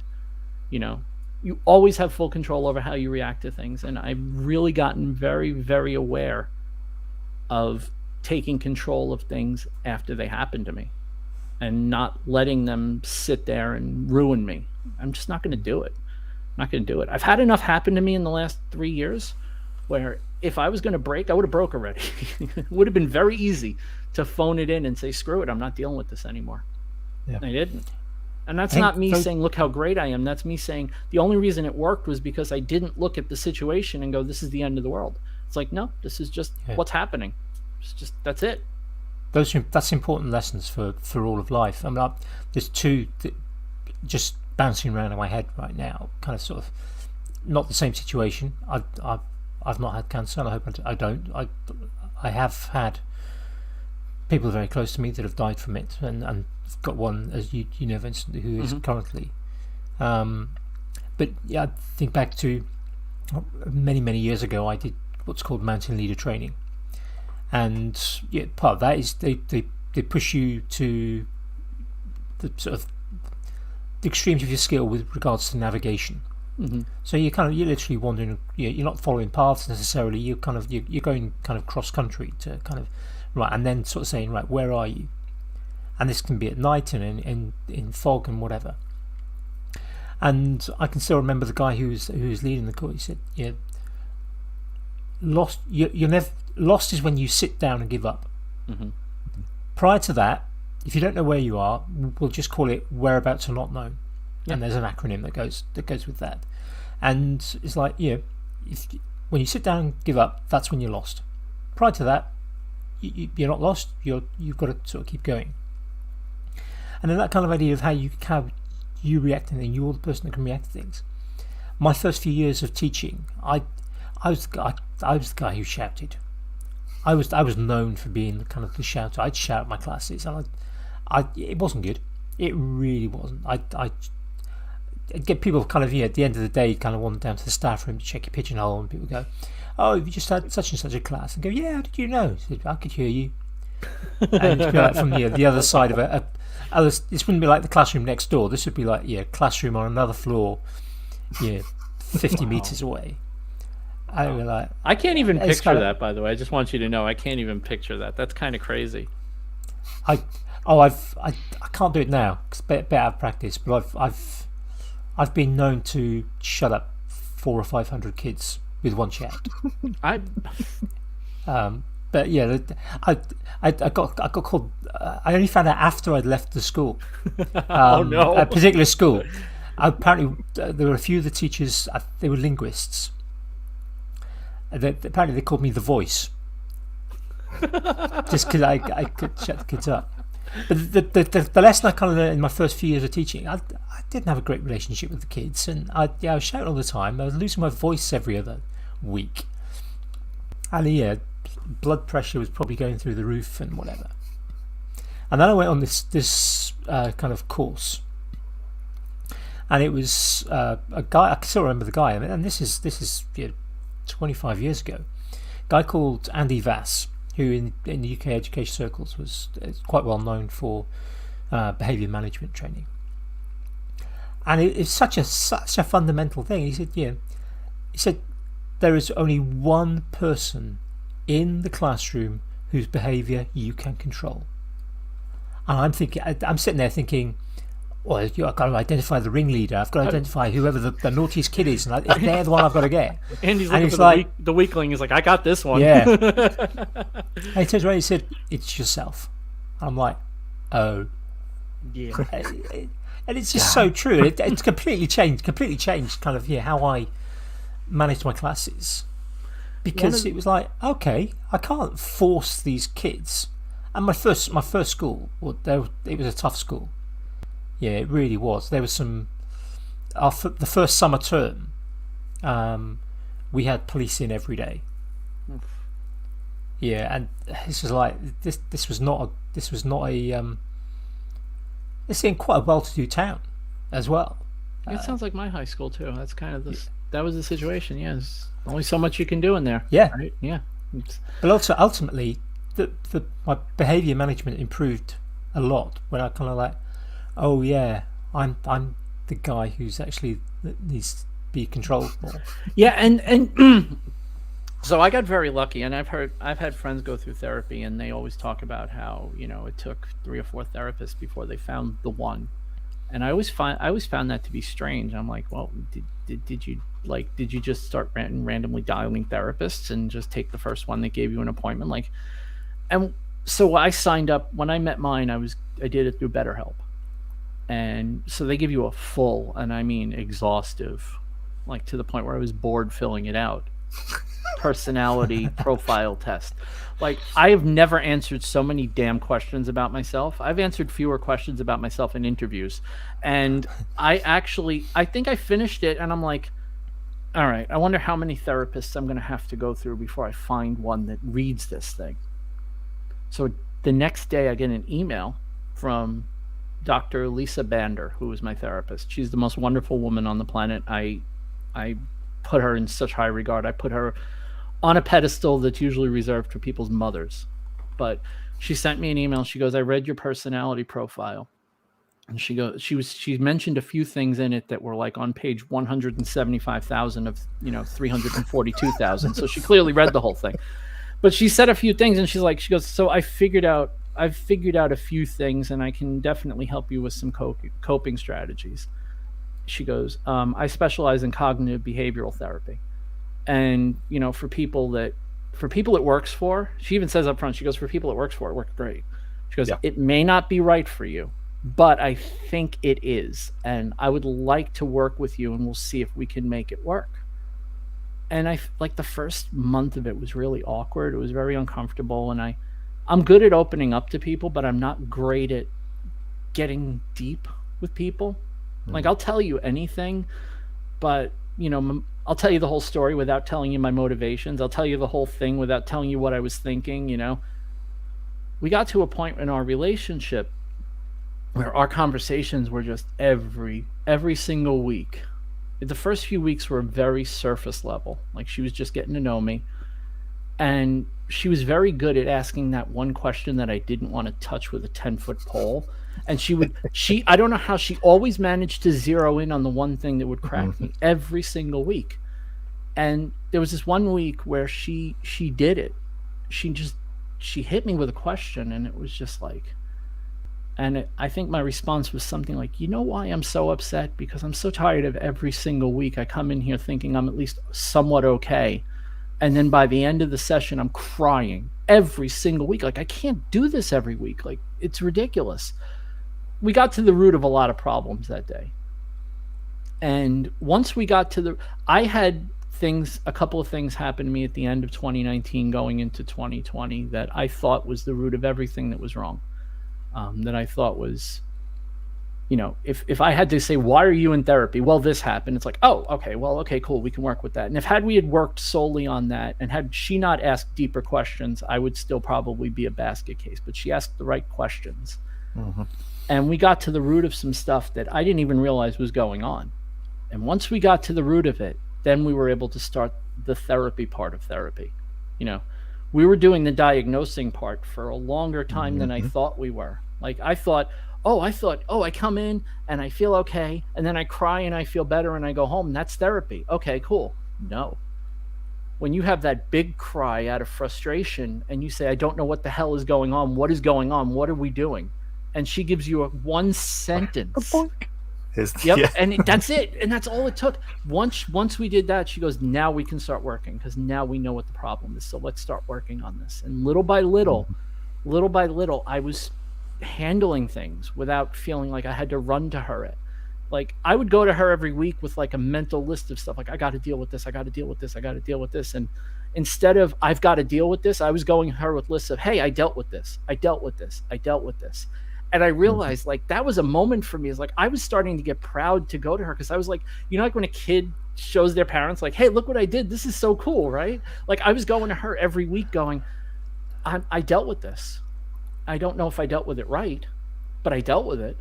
And she goes, well, the fact that you dealt with it rather than, freaking out or losing your mind or falling into a hole about it means you're dealing with it correctly. Yeah. And it was June of this year, I think it was. Yeah, I think it was June of this year.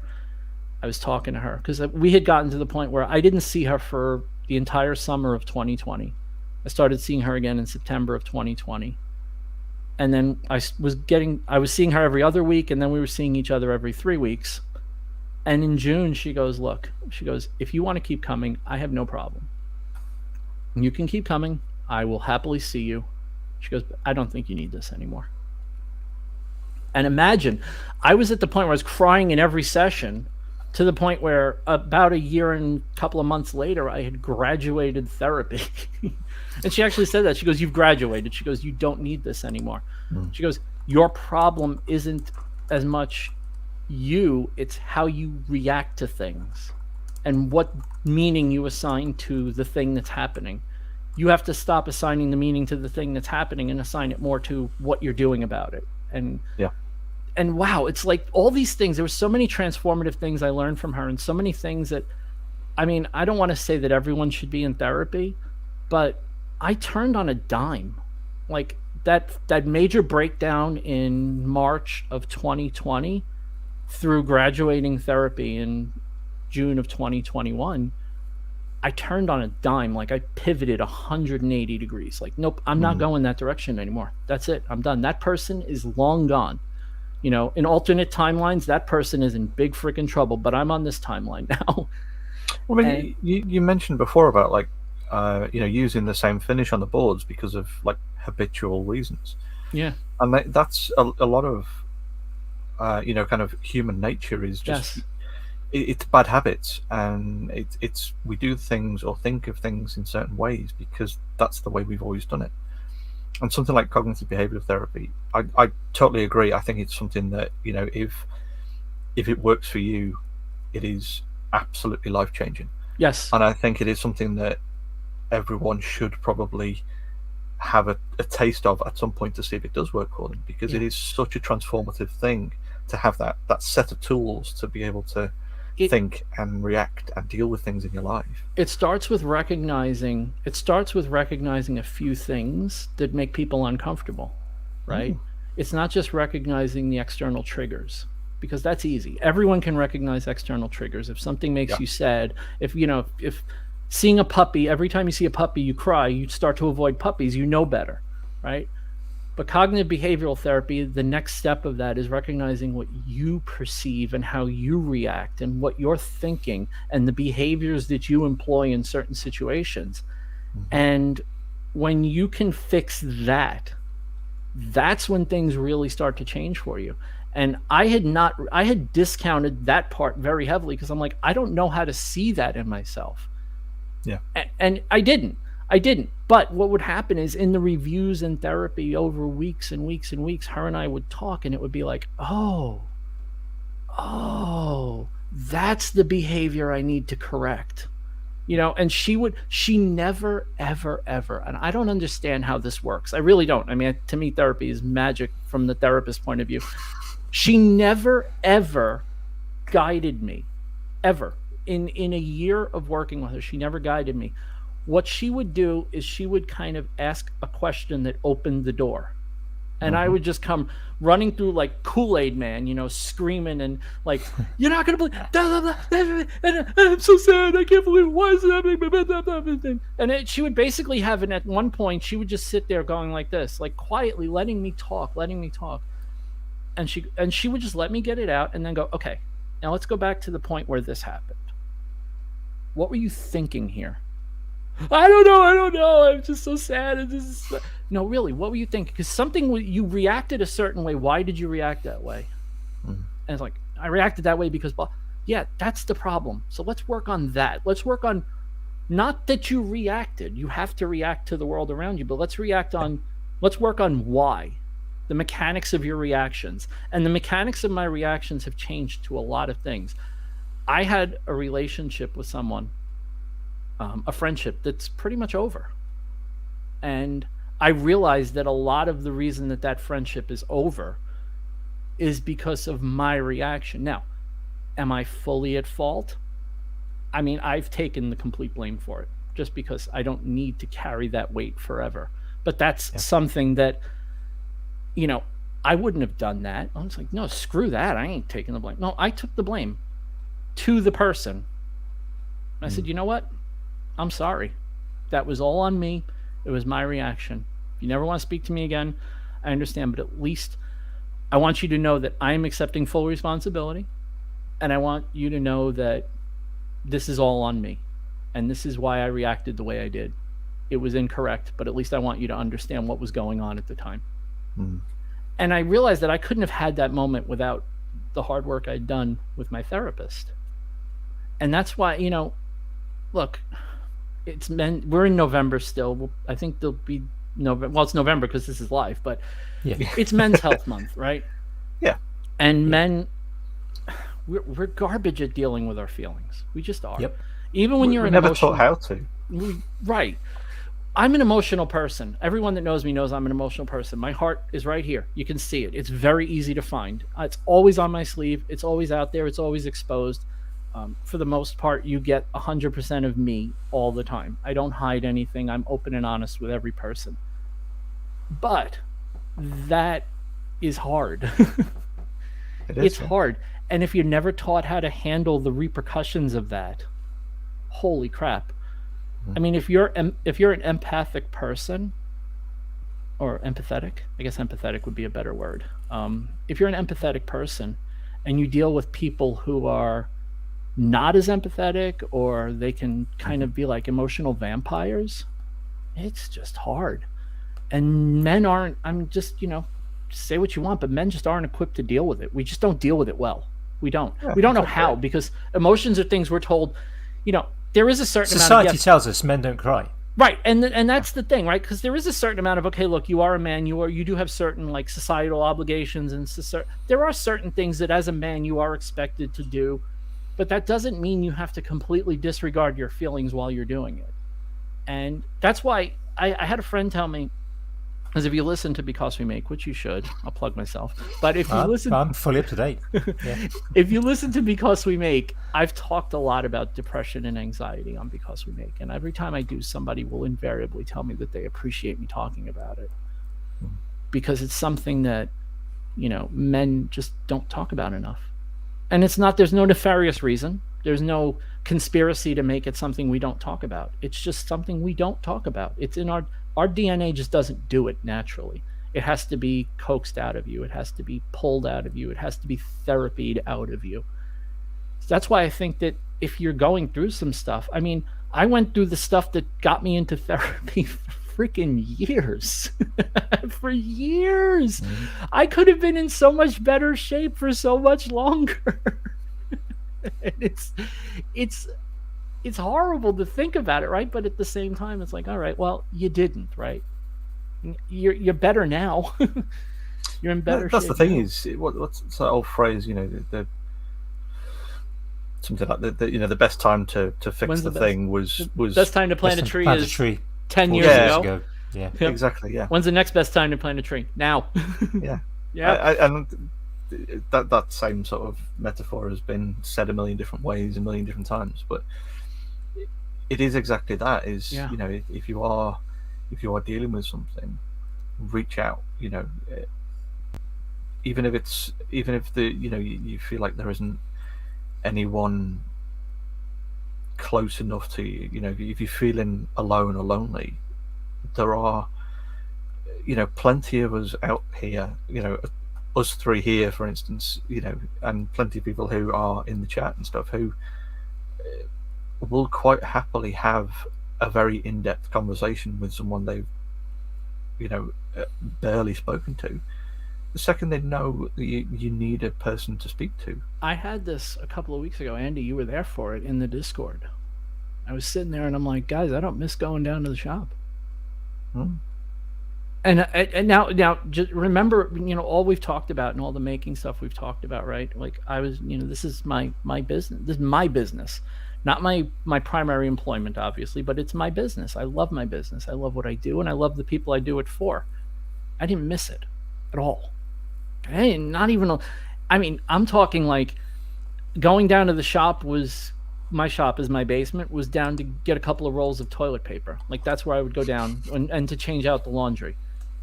And bring down the garbage. That's what I would do in my shop. My shop was just sitting there. Like I didn't give a damn. I didn't care. Like I was ready. I'm pretty sure I said it in the chat because somebody mentioned it yesterday. But Andy, I think I said I was ready to just sell my tools and say screw it. Yeah, you did. Like I just don't care anymore. Like I don't want to do this anymore. And it's like, wow, where the hell did that come from? I don't even know where that came from. And all it took was, Andy and a bunch of other people in the Discord were talking. We talked about it. It's like, don't do that. What you don't have to do that now. Like, calm down. It's okay. It's going to be okay. You'll get that. You'll get that back, and you're going to be glad that you didn't fire sale everything. And I'm like, okay, whatever. These guys just give me some happy horse shit, and I'm supposed to just sit here and feel better about it. But they were right, and I did listen. See, it's funny because on one hand, I'm dismissing it in my head. I'm like, yeah, this is just the same thing that everyone always says. You'll be glad you didn't do it. Blah, blah.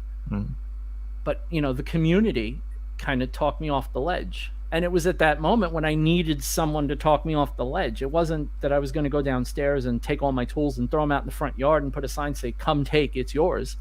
But I didn't want to do it anymore. I didn't miss it. I didn't care and I was like, wow. You almost burned down to the ground everything you've built for the last 4 years. What the hell were you thinking? And I didn't miss it until everyone in that Discord made me realize how much I would if I did that. Yeah.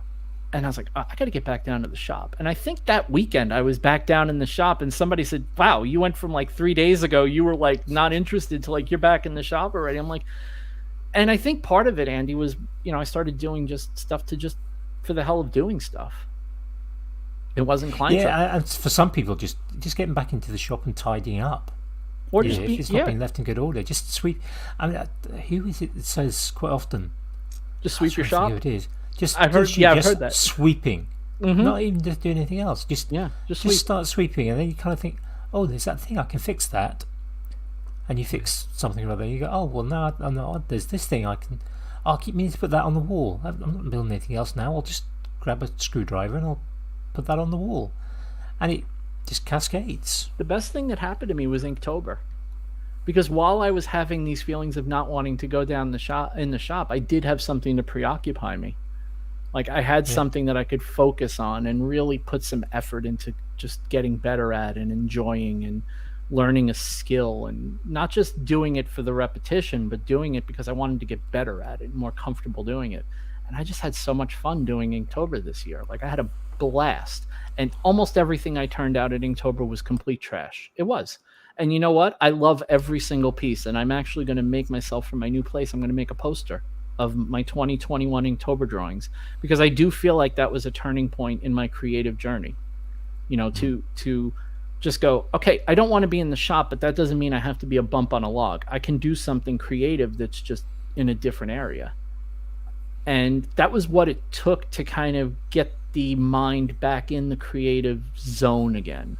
And I think that's what I was missing. It wasn't so much that I wasn't missing a shop.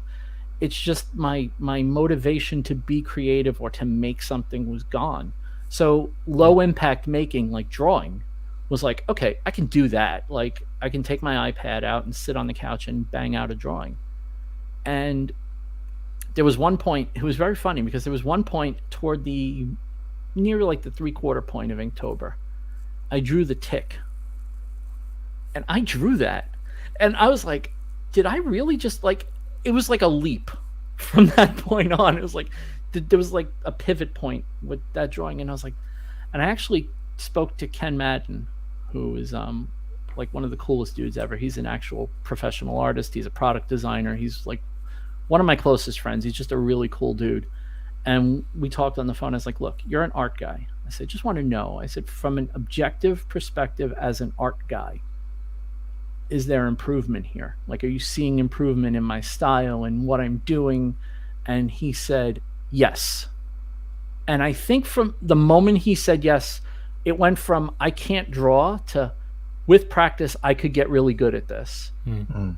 And holy crap, that just changed everything for me. It's like, okay, I can, and putting in the work is clearly paying off because I'm much more comfortable. Now, like when I design something for a customer, I'm not afraid to just sit there and draw.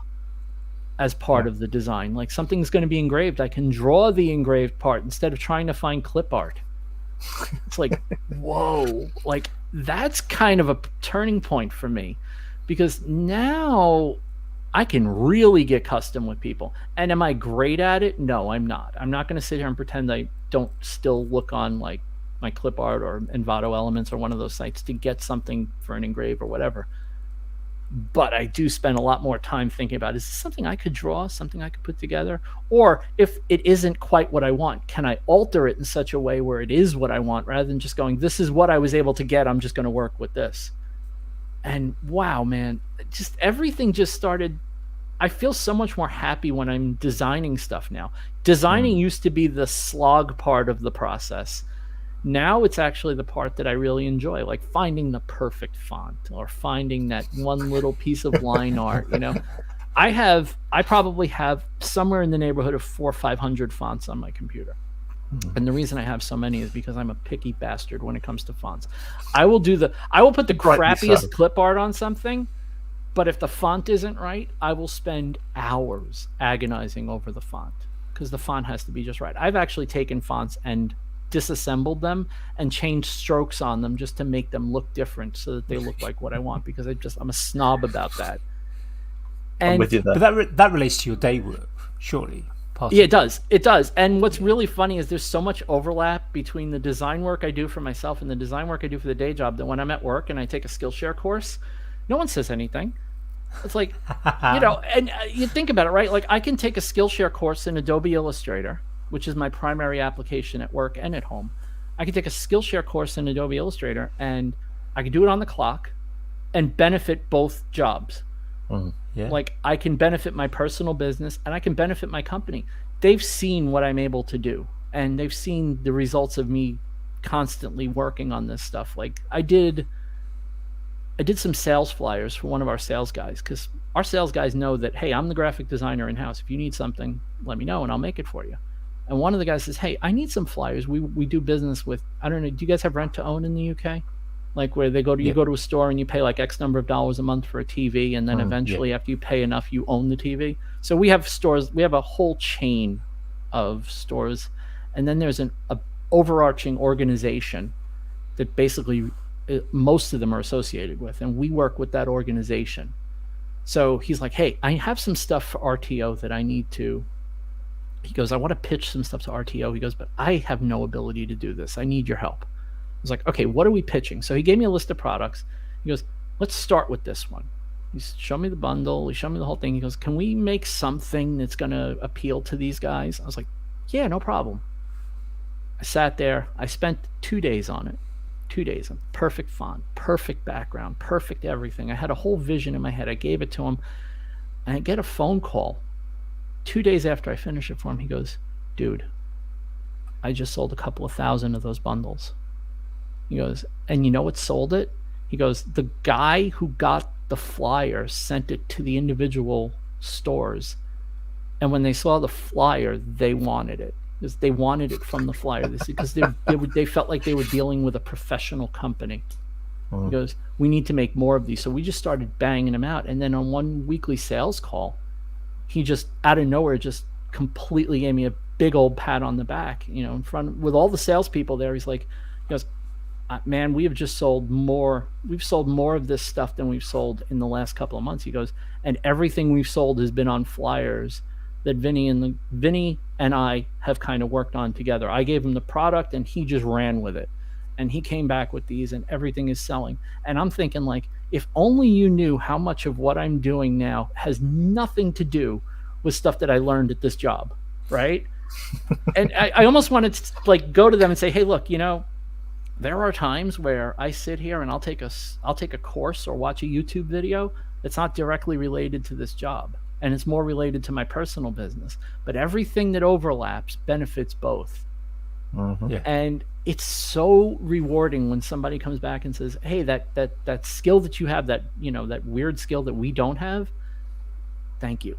It's just awesome. Like when there's a direct conversion from a sales flyer to sales, there's just no, you can't argue that, you know. It's just it worked. It worked. It's the numbers. It's Yeah, like you say, it's irrefutable. I love doing that stuff. I've developed a passion for something I didn't even know how to do when I started at this job. I started this job in May of 2018, and they told me, you're going to do product packaging for us. And I'm like, what? And they go, you know how to use those programs. That's what they said. You know how to use those programs. You'll be fine. I'm like, okay. Because you have time to hit. He goes, his exact words were, you're going to hit the ground walking. You don't need to run right away. You'll need to run soon, but you don't need to run right away. And I'm like, okay, let's do it. And I get the first. So when you do product packaging design, you get from your manufacturers, you basically get a flat file with lines that show you where the folds and the cuts on the box are going to be. They don't tell you, by the way, this is the front of the box. They don't tell you this is the side of the box. Basically, what you have to do is you have to look at this and go, okay, how does this fold together? Okay, in your head, you sit there and you mentally fold it and go. So what I normally do is I take this thing and I just write. I print it out and I write front, back, bottom, left, right, because you have to. Otherwise, you lose track, and you have to know how to orient that stuff because you're not just putting. You know, this piece flips this way and goes underneath. Well, that has to be upside down. And I have done many a packaging where I forgot to flip the part that goes upside down. It happens. You know, our guys are very quick in China. We send it to them. They'll go, hey, you forgot to flip this part. I could do it. Do you want to do it? And they'll just do it for me. But yeah, I hit the ground. So I get the first file and I put it into Adobe Photoshop because it's the only app I know from the Creative Suite. I put it into Photoshop and I make this really kick-ass thing that I thought looked really good. And considering the packaging before I arrived at this company, it was actually pretty good. And considering it was my first effort, I was like, this will get us by. I send it to China. The guy goes, what are you sending me? I'm like, what do you mean? He goes, we can't print this. I'm like, well, is there something wrong with it? He goes, yeah, it's a Photoshop file. And I'm like, what do you mean? He goes, this has to be vectorized. You have to. I was like, well, what? And I kind of had this dread in my head, like he's going to say Adobe Illustrator. I don't know shit about Adobe Illustrator. What do I do? He goes, you have to do it in like Corel Draw. And I'm like, okay, Corel Draw, good, not Illustrator. And he goes, Corel Draw or something. He goes, but everybody uses Adobe Illustrator. And I just put my head in my hands. I'm like, I don't know anything about Adobe Illustrator. He goes, well, we have about 3 days. It's like, all right, I guess I'm going to learn Adobe Illustrator. And I knew enough to get by. Like the first time I did stuff, I sent him text in the file. And you're not supposed to do that. When you send stuff to a designer, you're supposed to turn the text into outlines. I didn't even know what that was at the time. But luckily, the first team that I worked with in China was very, very patient with me. And it was just, things would just come back like, we can't use this. You have to fix this. You have to fix this. You have to fix this. The first thing I sent them was RGB. And they're like, this has to be CMYK. We can't print RGB. RGB is for your computer screen. CMYK is for print. And I'm like, I don't even know what that means. Like, what are you talking about? Like, I always thought it was just another option. I thought CMYK was what your printer ink was, but it was RGB. He's like, yeah, that's your printer ink. Right. So you have to design in printer ink colors. I'm like, oh, okay. Yeah, and it's weird how things start clicking. And I think by the time we were done, I was just banging out designs. Like I would go from, it would take me 2 weeks to do a design to it would take me 2 or 3 hours to do a design. And that's just on the job, like under the gun, learn it or die type training. Yeah. But that's, it was a combination of, like we had on the podcast, we had Anne from Graphic Design How To. I think that's the name of her channel. It's Graphic Design How To. She pretty much primarily teaches Adobe Illustrator on her YouTube channel. And by watching her videos, and I'm not going to make your life hell by naming off all the people whose videos I watched, and you have to try to put them all in the description. But there were a lot of people. There were a lot of YouTubers who do Illustrator tutorials, and I just watched them obsessively. And I would sit there. Somebody would come in my office like, watching videos again? Yeah, look what I'm watching. I would literally hit the space bar, just one key, and put my hands up in the air. I go, look at what I'm watching. And they would come in. It would be an Illustrator tutorial. And I was just sitting there all day long consuming Adobe Illustrator content, like trying to learn it. Now, it's the first app I go to do anything. It's an app I didn't know 3 years ago, and now it's my primary app on my computer. It's the first app that gets installed is the Creative Suite, and the first app that gets opened usually is Adobe Illustrator. You know, did I expect that to be my course in life? Not at all. Not at all. But I think It's weird, isn't it? With go on, Andy. No, you go. I was going to say it's weird how you can get that kind of complete comfortability in a design package like that. Like, you know, my day job CAD work is all done in AutoCAD, and I experienced in SolidWorks and Fusion 360 and Inventor and a handful of others. And quite often I'll still default back to AutoCAD for something that is, you know, a complex 3D part. yeah. And I've been doing some leatherwork stuff recently, and although I'm completely fluent in Photoshop and Illustrator as well, I've taken like screen grabs and then done a layout in AutoCAD for print instead of doing a layout in Illustrator, and taking a screen grab of an image because getting the image out of Photoshop wasn't playing ball to go into AutoCAD, so I was literally just screen clipping it and then chucking it into AutoCAD to print it off, just as a template. But because it was quicker for me to do it in AutoCAD than it was to do it in something like Illustrator. I'll give you a confession. This is why I'm nodding my head, because I have to make a confession. Up until about 2 months ago, I had no idea how to use the pen tool in Adobe Illustrator. No idea. No clue. And by the way, anyone who's tried to use the pen tool in Illustrator is going, I don't either. I mean, you know, it's the most complicated and ridiculous tool on the planet. But once you learn how to use it, it opens up Illustrator tremendously. So what I would do, and you said, you know, you would bring stuff into AutoCAD to work on it. So I would work on something to the point where I couldn't work on it anymore, bring it into Fusion 360 where I could use the curve tool all day long because it was so easy to work with. And there was one design that somebody asked me, she goes, I want this in a pendant form. It's made out of walnut. Can you make it for me? And I'm like, yeah, I can make that, because it was like, you know, 3 millimeters thick, which is basically the standard Glowforge thickness. And I have plenty of Glowforge walnut downstairs. I'm like, yeah, I can make that for you. She goes, okay, here's a really good picture of it. Try to make this. So she sent me the picture of it. And I'm looking at it. I'm staring at it. I'm like, if I put this in Fusion 360, this will be done in 5 minutes. Like, I'm looking at it going, if I put this in Fusion 360, this is done in 5 minutes. Like, it's done. Like, I'm done. I'll be out the door. I'll be cutting it. And I said, no, I'm not going to do that. I put it in Adobe Illustrator. I put the picture in Adobe Illustrator. I learned how to do templating in Adobe Illustrator. And I sat there with the pen tool, and it took me 4 hours. But I got it. And after I was successful with it, I remember I posted it on Instagram, or it was either Instagram or on my blog, and I'm like, I just want you to know why this is so important to me right now. Because I could have taken the comfortable shortcut. The comfortable shortcut was using Fusion 360, because I like to say I'm not proficient, I'm competent in Fusion 360. I'm proficient in Adobe Illustrator now, because the last few tools that I didn't understand, I now understand. And that one of them was the pen tool. And I'm like, I just want you to understand that I didn't take the shortcut of putting this in Fusion 360. I did this completely in Adobe Illustrator, and I am so damn proud of myself. And none of you appreciate a damn thing about this, and that's fine. I understand. But I am so proud of myself right now for not taking the shortcut.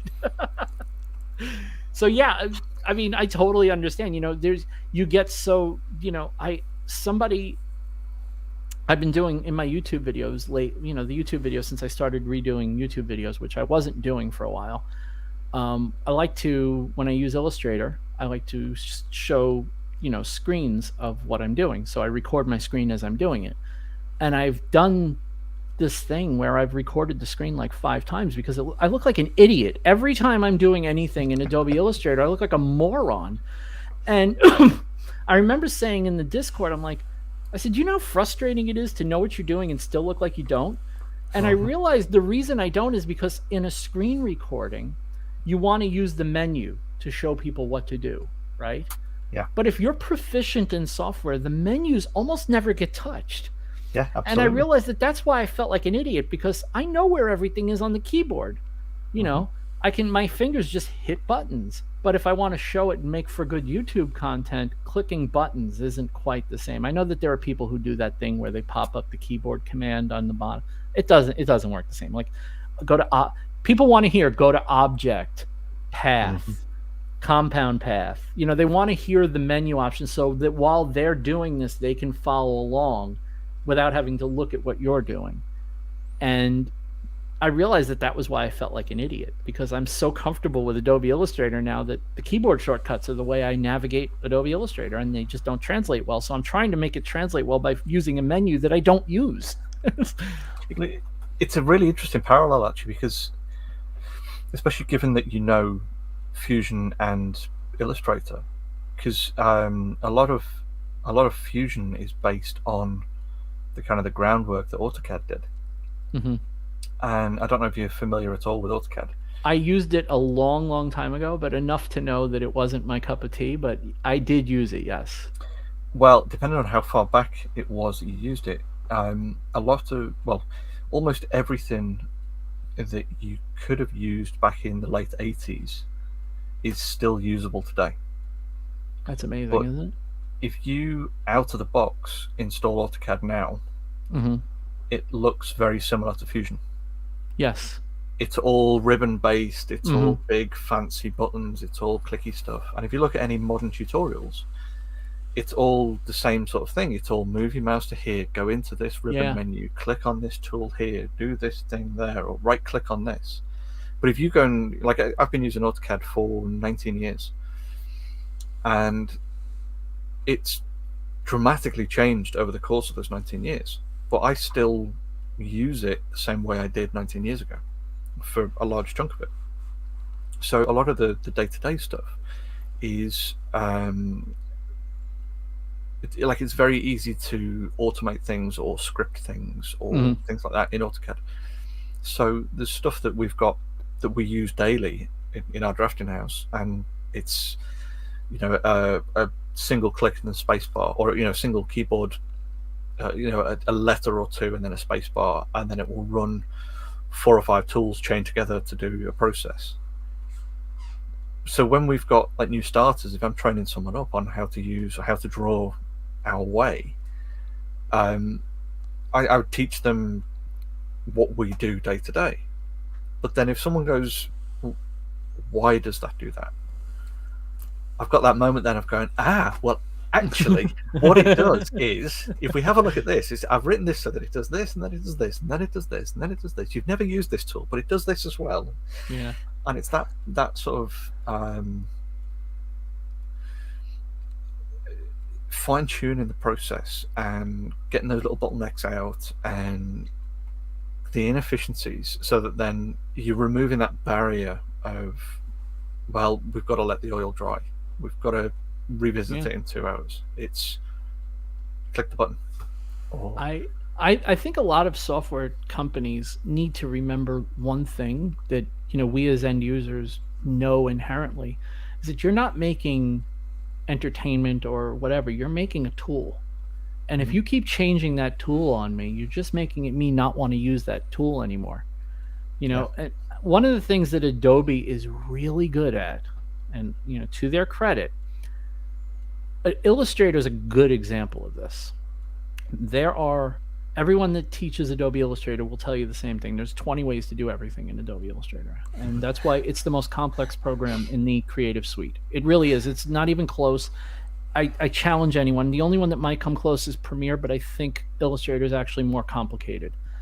And the reason is, like, I was watching, and one of my attention grabbers is Ashley Stilson, which I'll bring up when we get to that part. But she's been doing tutorials. She's been doing tutorials on stuff.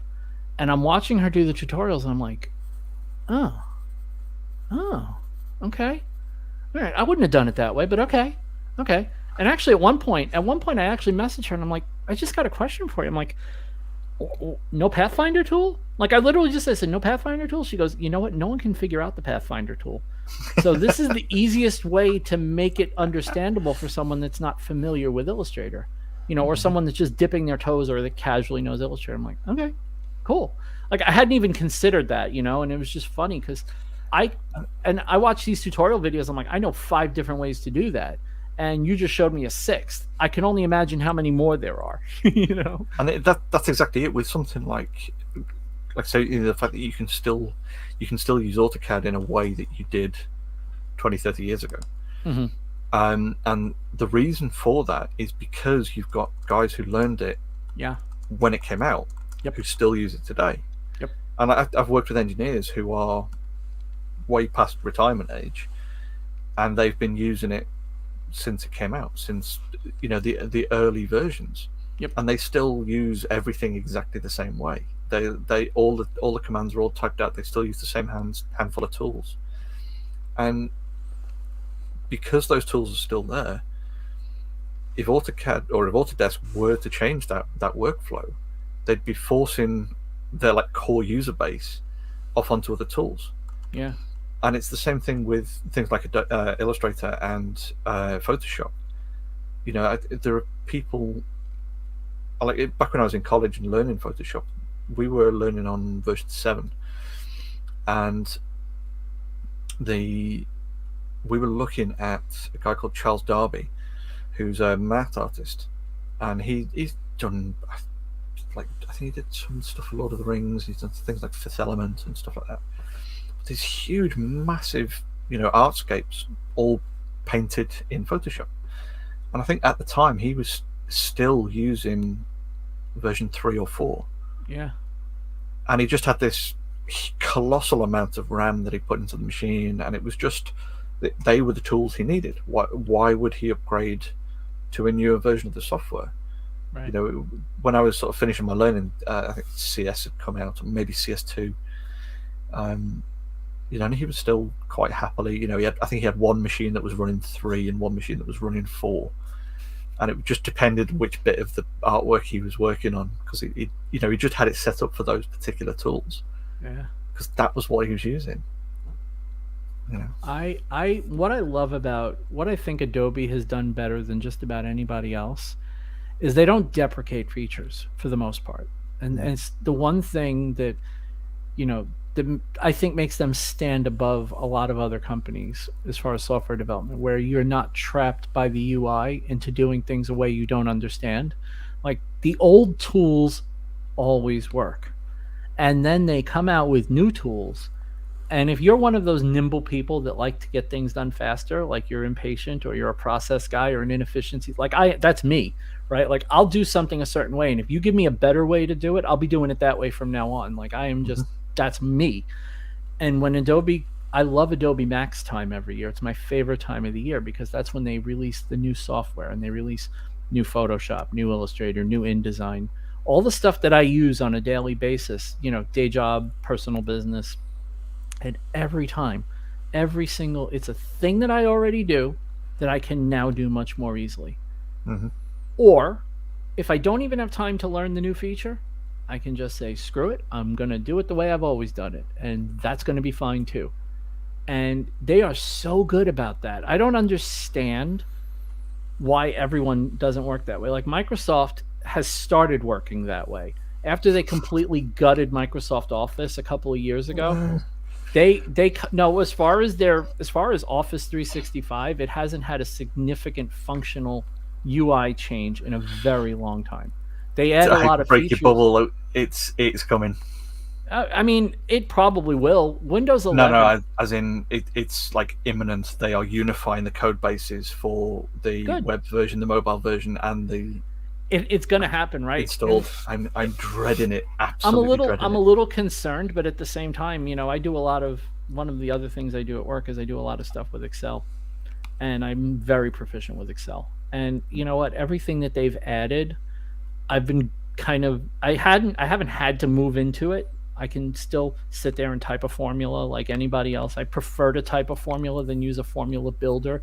But I also like that when I give someone, you know, I tell someone something like, well, how do I learn to do these formulas? Now, I learned because I learned it in school. You know, I learned all these basic formulas, or I learned certain formulas that, like, at some point, this is going to work, right? You know, if you type equals and hit the FX button and you type what you're looking to do, there's probably a function that does it. And that's Excel, right? But now I can say, hey, if you type equals sum, well, okay, but how do I know what to type? Well, watch, type equals sum, hit FX. Now the thing pops up, it says type this, type that, you get this, and it shows you what the result's going to be before you even finish doing it. I don't know. I mean, am I happy that they're making it easier for other people for the sheer purpose of not having to explain stuff to people over and over again? You're damn right I am. Good example, I just got Windows 11 on my Surface Pro. I finally just got around to installing it because I was curious, and I'm like, you know what? If it's bad, I'll wipe it and put Windows 10 back on. I freaking love it. It's like somebody went to Windows 10 and said, you're good, but you can be better. And they just gutted all the crappy parts. They added a much cleaner UI to it. It finally looks like they hired Apple UI designers to work on Windows for a change. I was going to say, the pictures I've seen, it does look like it's almost... That's what's worrying me. See, the thing is, it's still Windows at its core, though. See, I used to be a Mac guy. Confession time. I used to be a big Mac guy. I had we won't hold that against you. It's fine. Oh, well, this is the thing, right? I started getting to the point where I'm like, I just need to do more. Like, I love the Mac. I think the Mac is a great computer, but not for me. Not for me. I mean, I need a Windows computer. I just do. My life would be much easier if I had Macs because I have iPads, iPhones, Apple Watch, AirPods. I have every Apple product but their computers because their computers just don't do it for me. They just not anymore. I feel like I don't. It's not insulting if you have a Mac. I'm sorry, but I feel like I outgrew them. Right? Like I need to be able to do things that the Mac just doesn't do well. I mean, it's just another tool, isn't it? It's a laser guide on a circular saw. It's just another feature that you have on another tool. And the UI itself on Windows 11 is actually really good. They took away a lot of the clutter. And I feel like that's the one thing that Windows people got very comfortable with, was having a lot of clutter. Yeah, and definitely. Yeah, I agree with that. I think that Mac users are more minimalist. I mean, that doesn't mean that there aren't Mac people who have 155 folders sitting on their desktop, and Windows people like me that have nothing on their desktop. Like, they hate having anything but what they're working on their desktop. So there's both sides of that. But I think it's definitely going to be a case of it's Microsoft's attempt to try and pull some of the previous Mac users back across. I think they will. I think that's the thing, is they've just been trading user bases between both sides for the last couple of decades. In the art and design space, which is where I've been dipping my toe more and more over the last couple of years, what I'm seeing is people switching to Surface Pros over getting MacBooks. And with the Surface Pro 8 and the new Surface, was it the Surface Studio laptop, I think it is? Yeah. That thing is just a marvel. It's a wonderful machine. And it's like Microsoft, as far as hardware, to me, has caught Apple. It's just a matter of which OS do you prefer now. Like, Microsoft makes outstanding hardware. I have had multiple Surface Pros, and I think my next laptop is going to be a Surface Laptop Studio or Surface Studio laptop, because I just think it's a magnificent machine, and that's the machine I want next. From an engineering point of view, if anyone hasn't seen it, go and check it out, just purely for the hinge design. Oh, it is gorgeous. And that's the kind of thing, right? Like, so that's what they used to do. Like, remember when they would reveal something, like Apple, Steve Jobs would come up in his black turtleneck and just wave his hand, and it would magically appear on the giant screen behind him, and everyone would just go, oh, I'm not buying that, but that's awesome. Now I feel like that's what Microsoft is starting to do. Like, the wow factor of, look, you can say what you want about the Surface Pro. It's not for everybody. I understand that. But if you look at that machine, it's thin. It's a half-inch thick. And I have an i7 with 16 gigs of RAM and a 500 gig hard drive in mine. And it's a half-inch thick. It's iPad Pro size, but it runs but it's a computer. For Windows apps.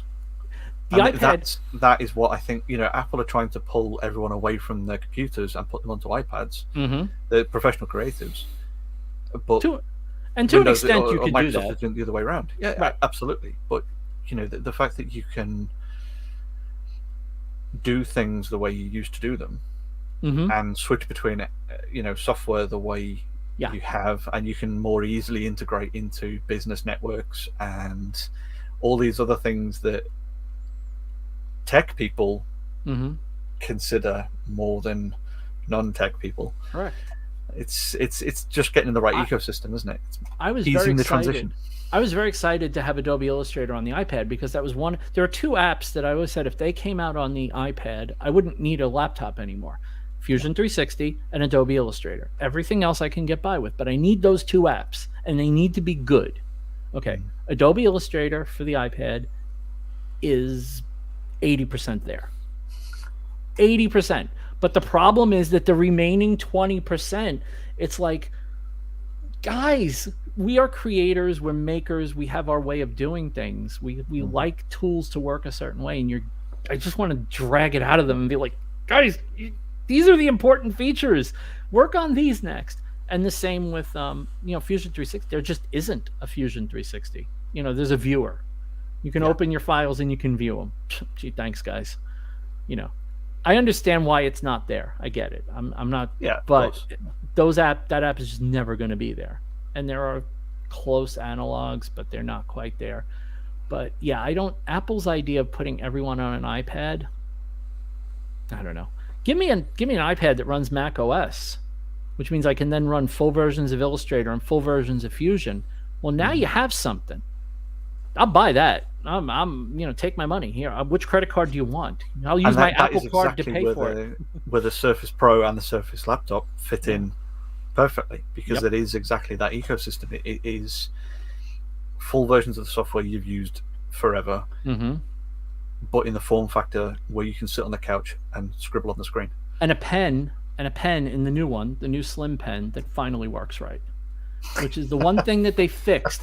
Because the pen, if everyone that has a Surface Pro or Surface was the Surface Book and has used the pen over the years, the Surface pen has been garbage. It's just it can't draw a straight line. And if there's two kinds. For those of you that, I won't get too technical, but basically as you're drawing a straight line with a stylus, there's mechanical wobble and there's digital wobble, right? Digital wobble is the resolution between the pixels, and it tries to interpolate where the point of the pen is and guess what you're trying to draw. And for the most part, digital is good. Mechanical wobble is a problem because underneath that screen are little sensors that pick up where the tip of the pen is, and if they're not really, really tightly spaced and at a perfect angle to what you're drawing, it's going to look like you're drawing a zigzag. And it's just not the way to it mention is. Thermal changes will change that over the course of, when you first switch on, your mechanical deviations are going to be slightly different to 2 hours into working on it.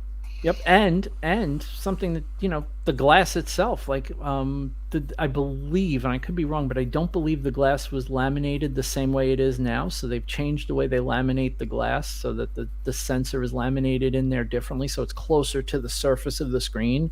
So the tip where you don't think about this till you're drawing on a screen, right? Drawing on a screen seems like, oh, I point the screen, it draws, right? Yeah, but the tip isn't actually touching the screen, so it's calculating the variance between the thickness of the screen, where the point should be based on what it's picking up, and it's trying to do its best guess. And where the engineering comes in is it doing that best guess. And the good ones do the best guess really well. The Apple Pencil is an exceptional experience on the screen because they've thought about this. It's made for this. It's amazing the stuff that we geek out about that no one even cares about. Was it between? I think it was between the 3 and the 4, maybe, where they changed the Surface Pro. I think it was either the 2 and the 3 or the 3 and the 4. 3 and the 4. They changed when they changed the pen. Yeah, when they changed the digitizer completely. And now, like, their own to Wacom or vice versa. Some companies got, like Samsung, all their stuff. The S Pen, I'm pretty sure the S Pen is based on Wacom now, completely. Like Samsung doesn't make their own components anymore. Now Wacom's been making. Why would they bother doing that when Wacom is there doing exactly what they've been doing? Forever. It's and this is when you go, guys, you could have done this ages ago. We could have had this problem sorted long before anyone even knew it was a problem. Yeah. I love geeking out about this stuff because I'll sit there and I'll watch. There's a guy on YouTube.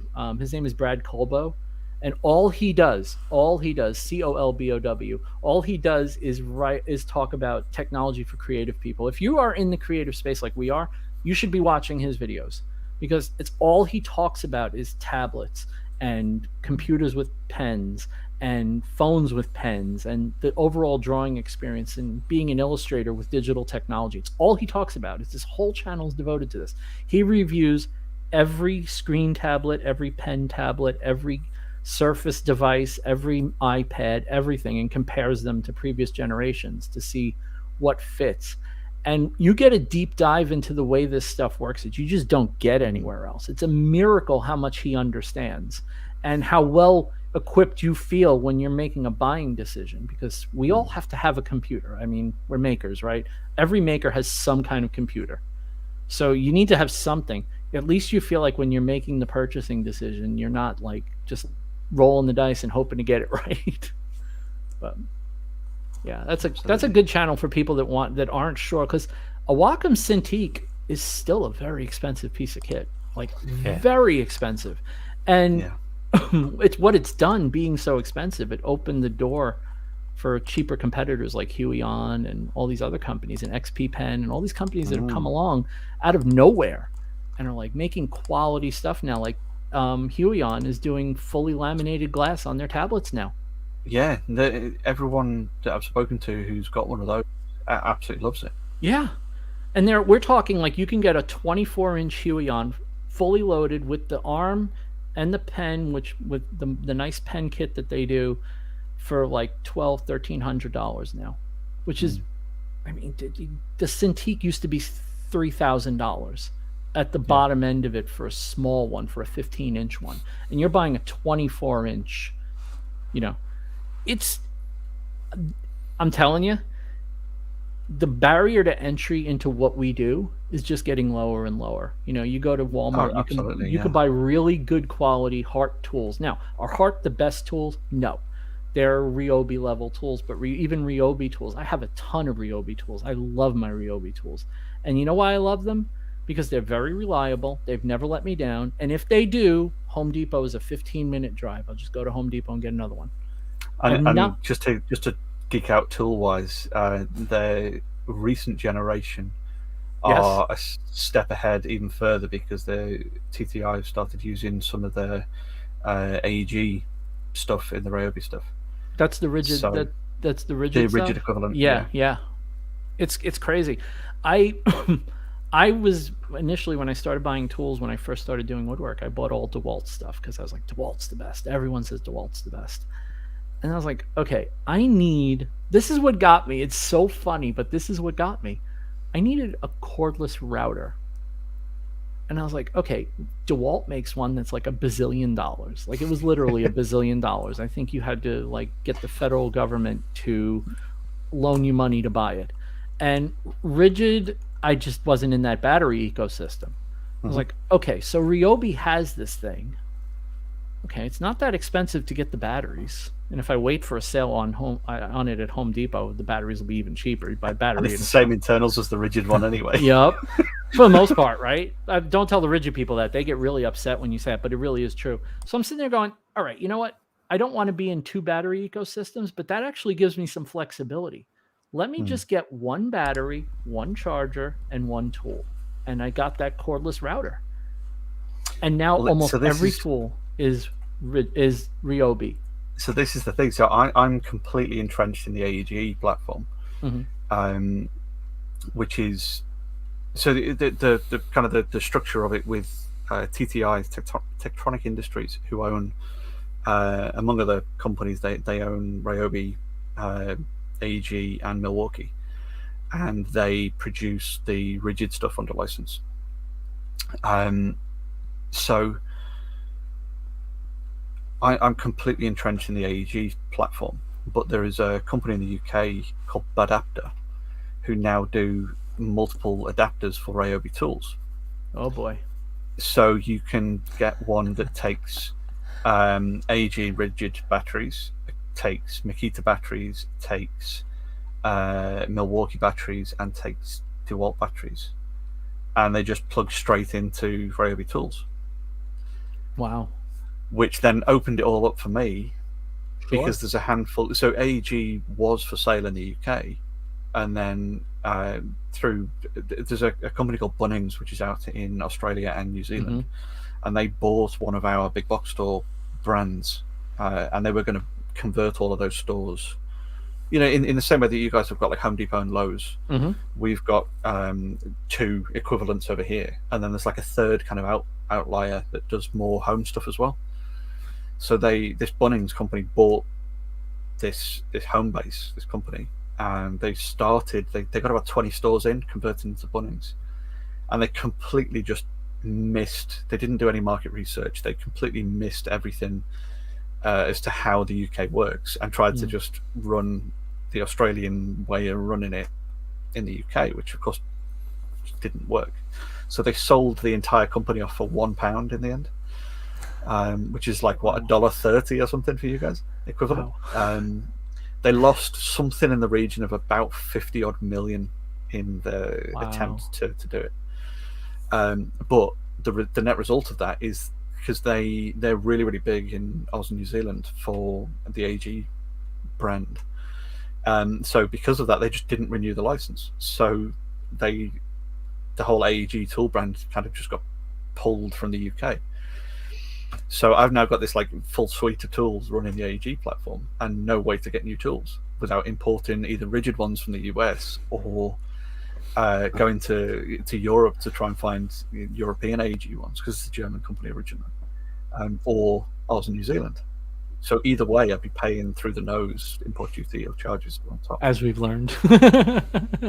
But I can just, like, the company my wife works for, they ship Ryobi and Milwaukee, so I can just order online, and it'll probably be one of my wife's friends who packs the box, and then a Ryobi tool arrive 2 days later for less than I would have paid for the AG one, but I can still use all my AG batteries. Yeah. So it's a slippery slope. I'm just going to fill this. I'll have 2 colors of tools now. I've only ever had one Ryobi tool that I was like, this tool sucks. And it doesn't suck enough where I won't use it, but it sucks enough where if I had to go buy it again, I wouldn't. And that's, I have a brushless hammer drill, and the chuck on it is just complete garbage. Like masonry bits literally just fall out of the chuck, and the chuck it's garbage. It's the only Ryobi tool I've ever bought and regretted. Everything I've bought since I got that router has just been like, this is surprisingly good. Like that's just been my attitude about everything. Like, and again, like I said earlier, if it falls apart, it's not a big investment. I rolled the dice in the beginning, and it's like, hey, if I get a year out of this, it's a good deal. Well, nothing I have now is younger than 3 years old. Nothing. Every single Ryobi tool I have is 3 years or older, and none of them have any issues. I have plenty of batteries. I have that big honking 6 battery charger thing. All the batteries are always sitting in the charger unless they're in a tool being used. And as long as I keep cycling those batteries, everything's great. I am very, very happy. I know people knock the cheaper brands, but just remember that the reason the maker space is as good as it is because there are cheaper brands. Yeah. You know, It's the when diversity of users, isn't it? Right. When not everything is a shop, and it's not me knocking him, it's just Johnny Lambert, not Johnny Lambert, Johnny Builds. No, not Johnny. Oh, whatever. My brain's not working. My brain's starting to shut down. It must be getting late. It must be getting closer to Doctor Who time. Yeah, it's like Crafted Workshop. The guy that does Crafted Workshop. His shop is fantastic. Don't get me wrong, but not everyone can afford that.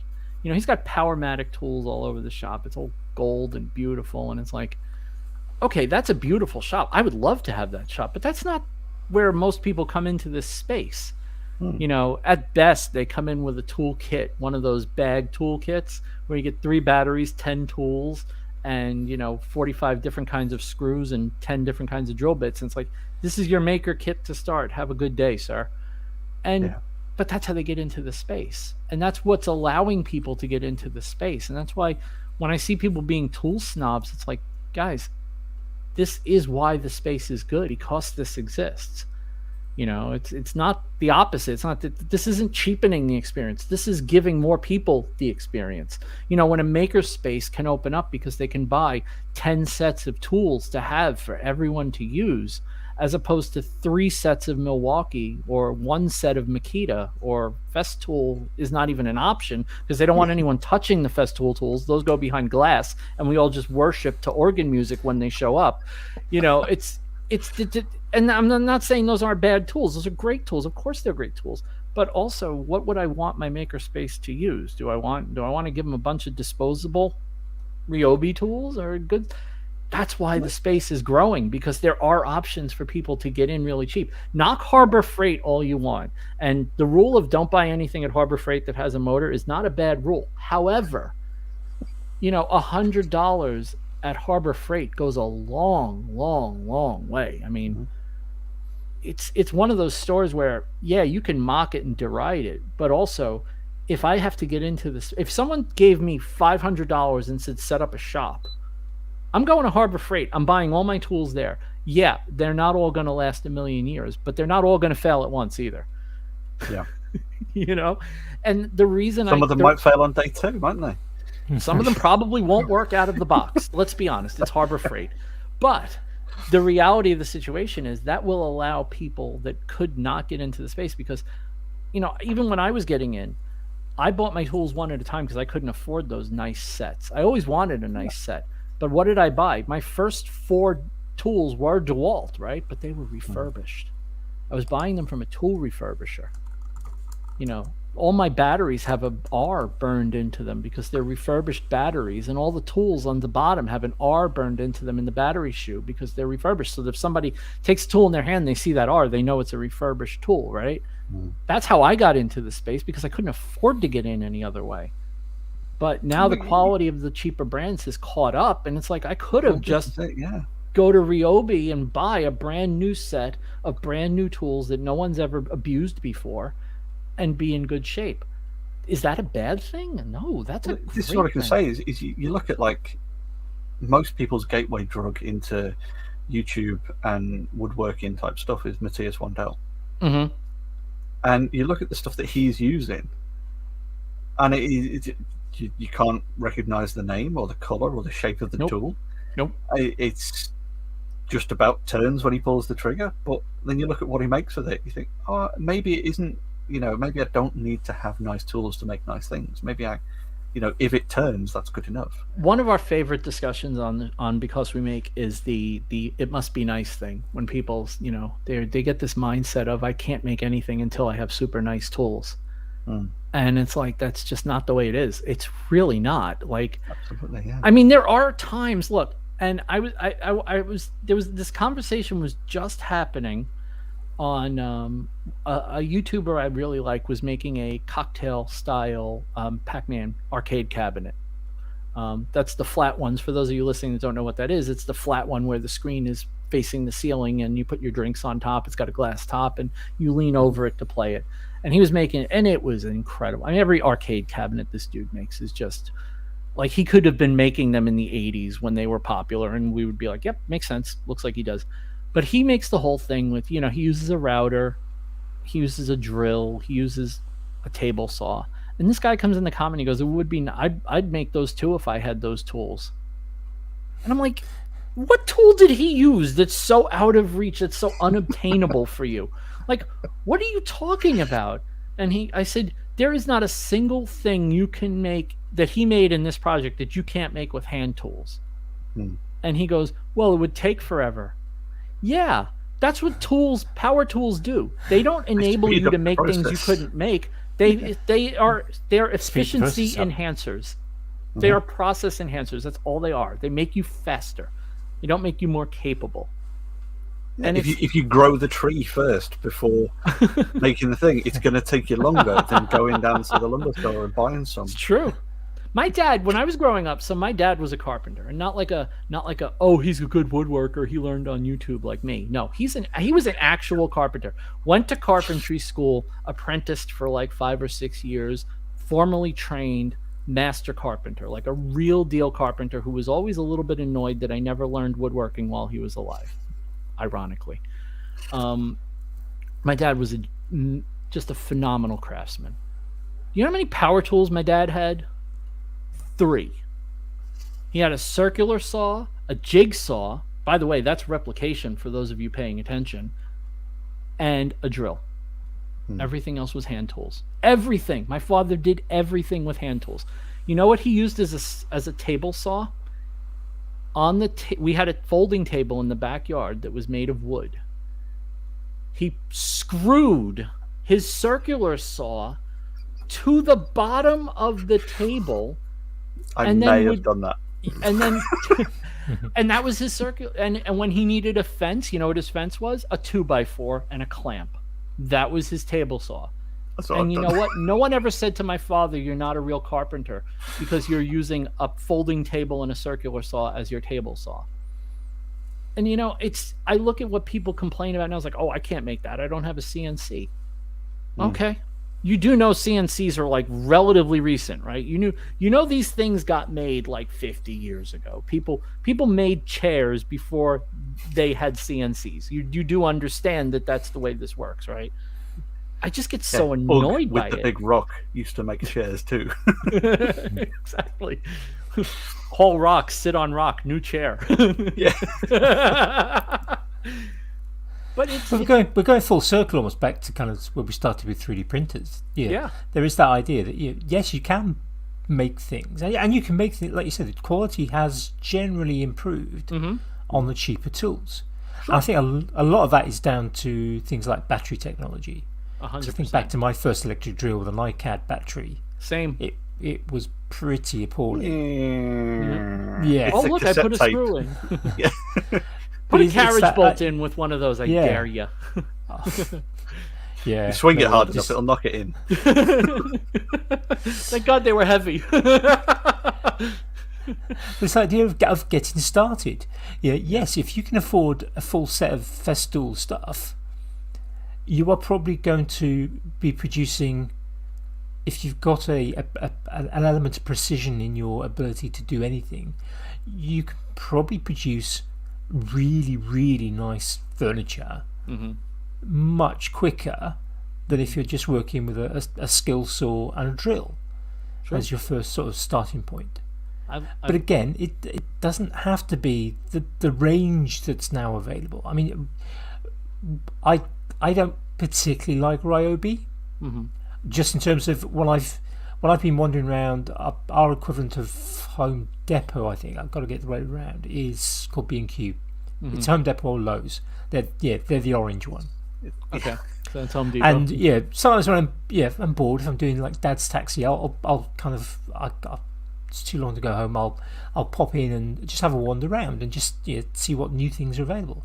And I picked up the Ryobi stuff, and to be honest, it just didn't feel nice in my hands. Yeah, that's true. I've got a mix of things. I don't have one battery system. I've got Bosch. I think I've probably got more Bosch tools, power tools, than any other one. But I've got Bosch. I've got DeWalt. I've got some of the sort of cheap brands, the kind of the B&Q brands, the Home Depot brands. And some of them are old. I've got one Ryobi tool, and that's a heat gun, and it's blue. Oh, the old Ryobi tool. Yeah. So that's been gone through like 3 or 4 different owners since that was produced. And the same battery system, which, by the way, that is the Ryobi. That is the Ryobi Genius, by the way. Well, this one's corded. This one's corded. Oh wow! Okay, it's that old. And I don't have a brand loyalty, mostly because I've never been able to afford to kind of take it on a brand loyalty. I've always my drills have always been right. What's on offer at the moment? Yeah, same. And that's kind of worked for me. And what do I need? But I do like Ryobi has a huge range of tools. They have the things that it will do. They have more tools for their battery system than anyone else. They have tools that most people weren't making battery versions of before they were. And the fact that they're able to do it on a battery platform that's 20-something years old at this point, it's just insane what they've been able to accomplish. And they've committed to this battery platform. They use it as a selling point. They're like, if you bought a Ryobi tool that was blue with yellow trim, you can put this battery in it, it will still work. It's an 18-volt battery. We did not change it. The It fact will that they smell awful, but it'll still turn. exactly the fact that it still has a stem just tells you how old the battery system is. Like they haven't Yeah, made absolutely, stemmed batteries like that in decades. It feels like. And it's really interesting actually because, of course, TTI have carried that on with AEG rigid and with Milwaukee as well. So I've still got some, or not still got, but I bought some really old AEG drills. So the AEG moved to the orange platform when they started doing the rigid stuff. So it's sort of like brand unification because AEG used to be dark blue. So around 2010, I think 2009, 2010, they switched the AEG tools to be the orange to match up with the rigid stuff.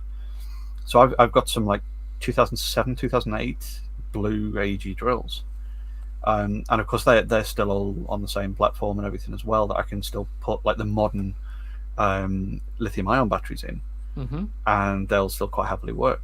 Yep.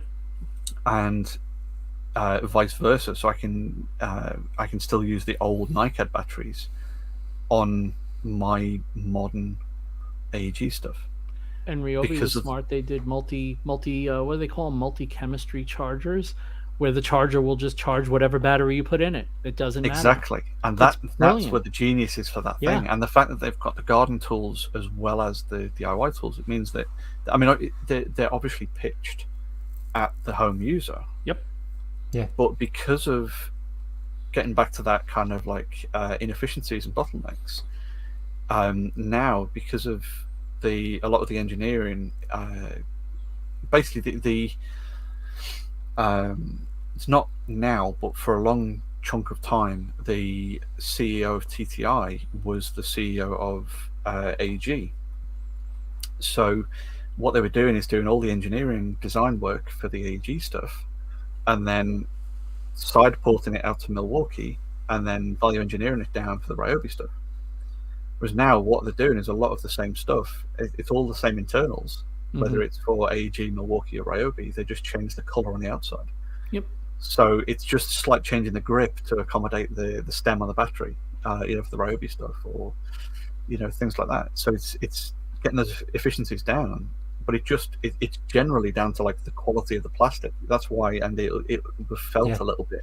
Yeah, they don't use Ryobi. I think they don't reinforce the plastic with fiberglass the way that like DeWalt and Milwaukee and Makita do. Like I think the plastic is literally just like ABS or whatever it is, or whatever. It's composite. still glass fiber reinforced, but it's a different blend of the. It's ABS. a plasticky. It's just change of chemistry. Yeah. Yeah, it's exactly that. Yeah, and like the overmolding for the. But if you check out the new, instead of the gray and green, if you check out the new black and green Ryobi stuff, I think you might be impressed with the quality of it because it's not the same stuff at all. No, that is literally just like green AEG stuff. It really is just. I couldn't. So I saw the new stuff come out, and I was in Home Depot, and I'm like, oh, okay, great. They're just changing. They're just recycling stuff. It's like when in the 50s when they wanted you to buy a car. The next year, they just made the fins a different shape, and it's like, look at this. The fins are a different shape. It's a completely different car now. I thought Ryobi was just cosmetically changing things, but they do feel very different. Like I didn't really know the connection with rigid, but now it makes sense because they are more rigid-like now than they were. They're not as gawky and silly. Just to really, really highlight how much I'm a nerd over TTI stuff.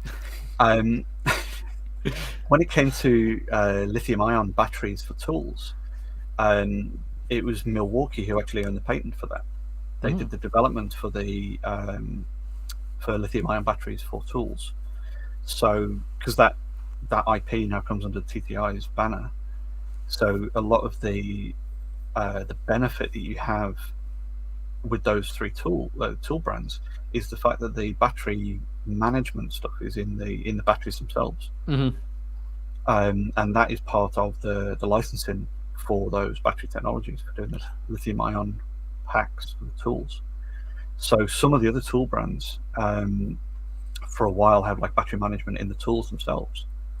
So there was a little bit of problematic stuff. So now pretty much all the tool manufacturers just all pay the license to the Milwaukee patents for the tool brands for all that battery management stuff in the tools, and that's where you get that like extra level of not so much the flexibility, but that level of cross pollination of stuff between those three brands. Gotcha. That's freaking cool. I could geek out about this stuff. I love talking about this stuff. I'm fascinated. See, since my job is really very heavily the brand is in my hands type thing, I'm really fascinated to see the way the brand evolves and the way the company brands themselves and how they position themselves. And that's why when I see makers that I've seen a lot of them, that just don't position themselves well. It's not that they don't make good stuff. We're assuming, we take as a given that people make good stuff.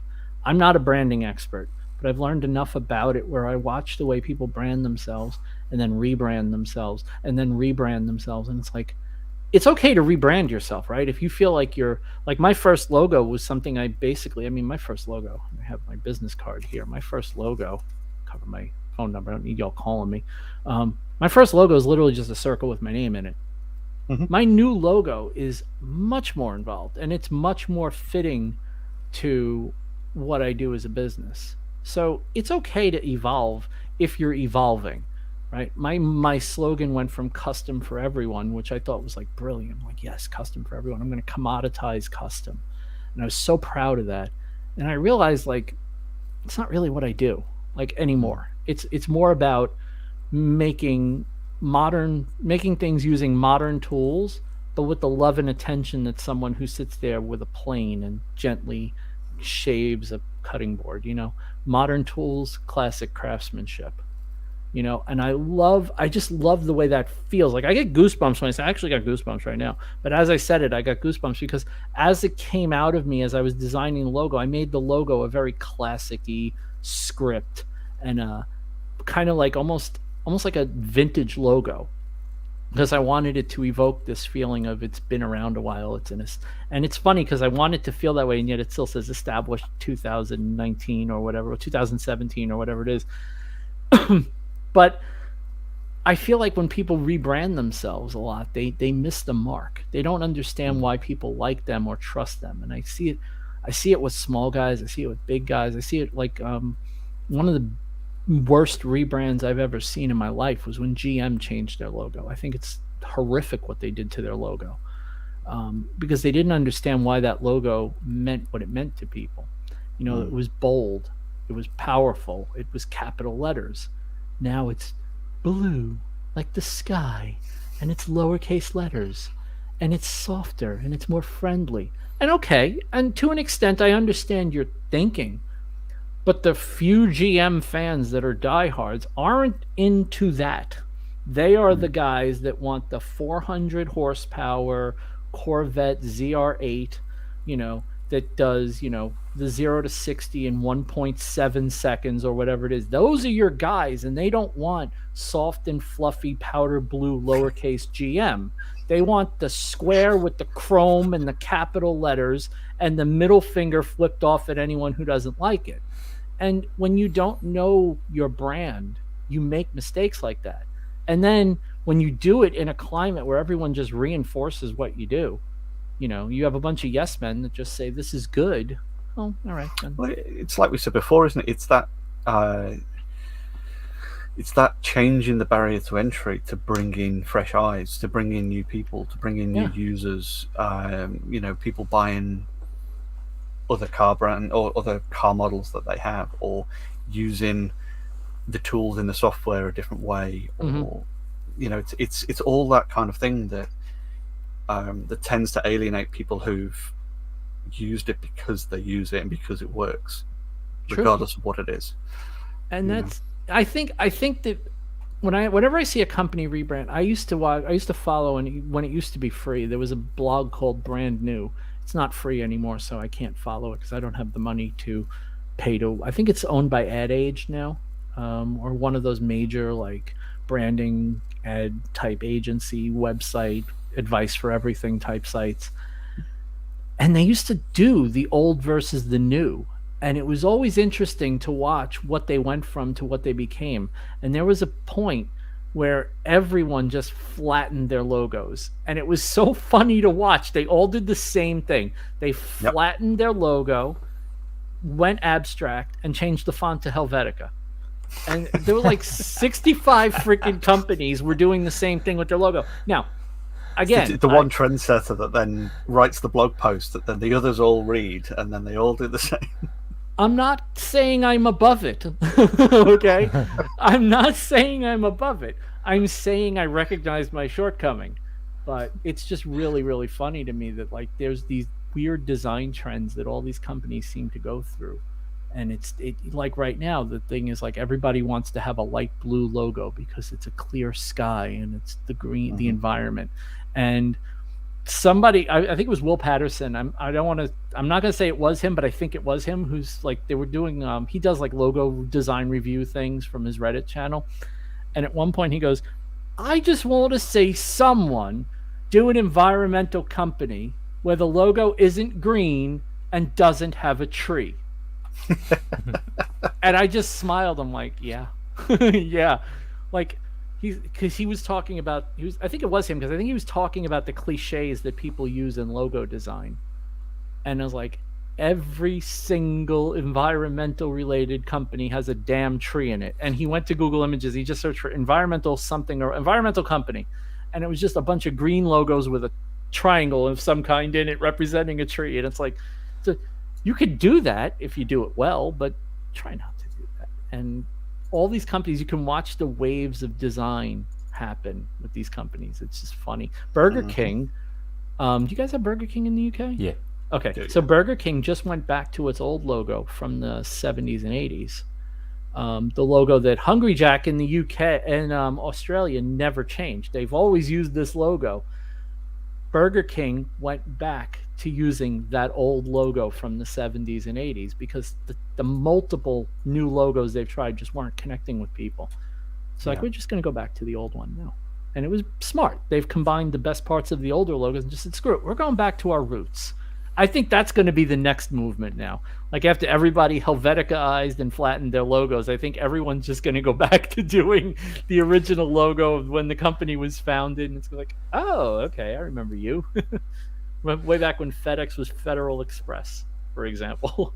But I think with brands, there's a tendency to follow trends. True. But I think with tools, I think there's a quite a strong input of, in some respects, snobbery. Oh, I see it in particularly in Facebook groups, woodworking Facebook groups, and I see it on kind of YouTube comments where you'll get people who will kind of go, "Oh yeah, you can't use that cheap brand, you can't use that kind of heart brand," or in the UK maybe Aldi the Ferrix tools, some of which are really really quite good tools. But again, they're cheaper. But there's that kind of sort of snobbery because often written by, and you dig into it, it's either written by somebody who just has a fair amount of money and they'll just buy whatever, or they actually work in trades. So they need their tools to work for 8 hours. Well, actually, most sort of UK tradesmen work maybe 6 or 7 hours a day based on what I see them going home. But let's say they're being they're well, at least hardworking. one of the five does. I don't want to denigrate those who do work good 8 hours of working, but certainly I've had, it's been rare that I've had a trades guy work in my house for 8 hours. They've got to do the material pickups and they've got to do all the other stuff. Yeah, and it's hard work, and they need to relax and whatever. But there's that kind of they need something that's going to work for 5 days a week, 8 hours a day, for ideally at least a year, and they are going through tools there quickly, and in filled full of dust and plaster and. And left out in the rain, and because the people that talk about the reliability of their tools, like they'll have Festool tools in their shop. I've never seen a tradesman with a Festool tool. Like they would never do that. I have. Seriously? Yeah. Oh wow! Like a job site guy? No, not okay, carpentry, but there was a house literally far into my garden, Yeah. The other side.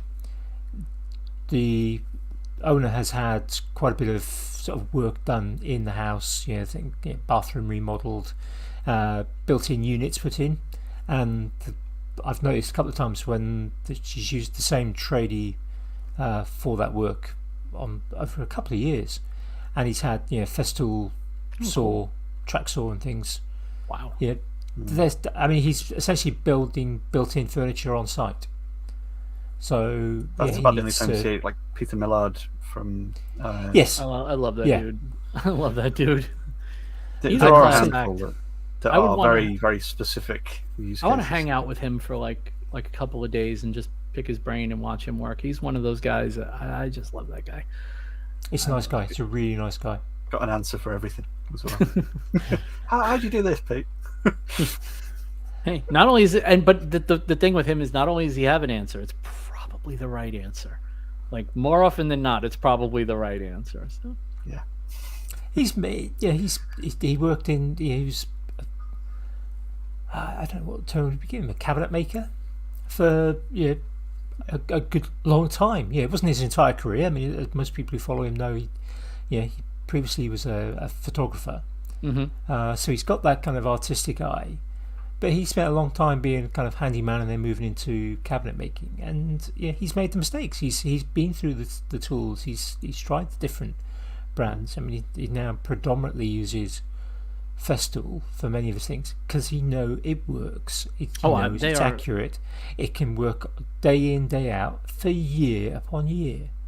It's kind of crazy when you see that level of tool and you touch it and you just feel like, oh, I get it. It's like like you said, you with the Ryobi tools, you never kind of felt that connection with them because they didn't quite feel right in your hand.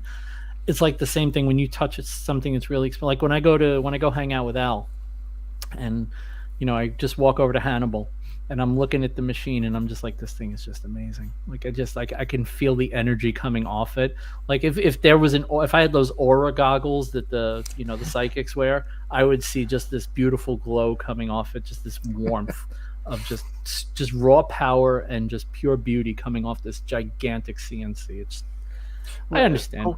Paul Cunningham's another one it's very much the same. Of like everything is,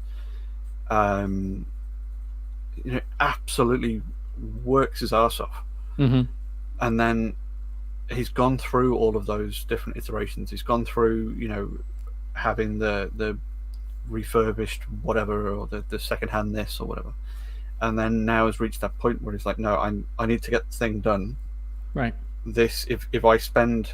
It's like we said before, it's having the materials there. He'll buy the best tool he can buy for that thing because he knows that cumulatively over the course of the lifetime of the tool, it's going to save him more money.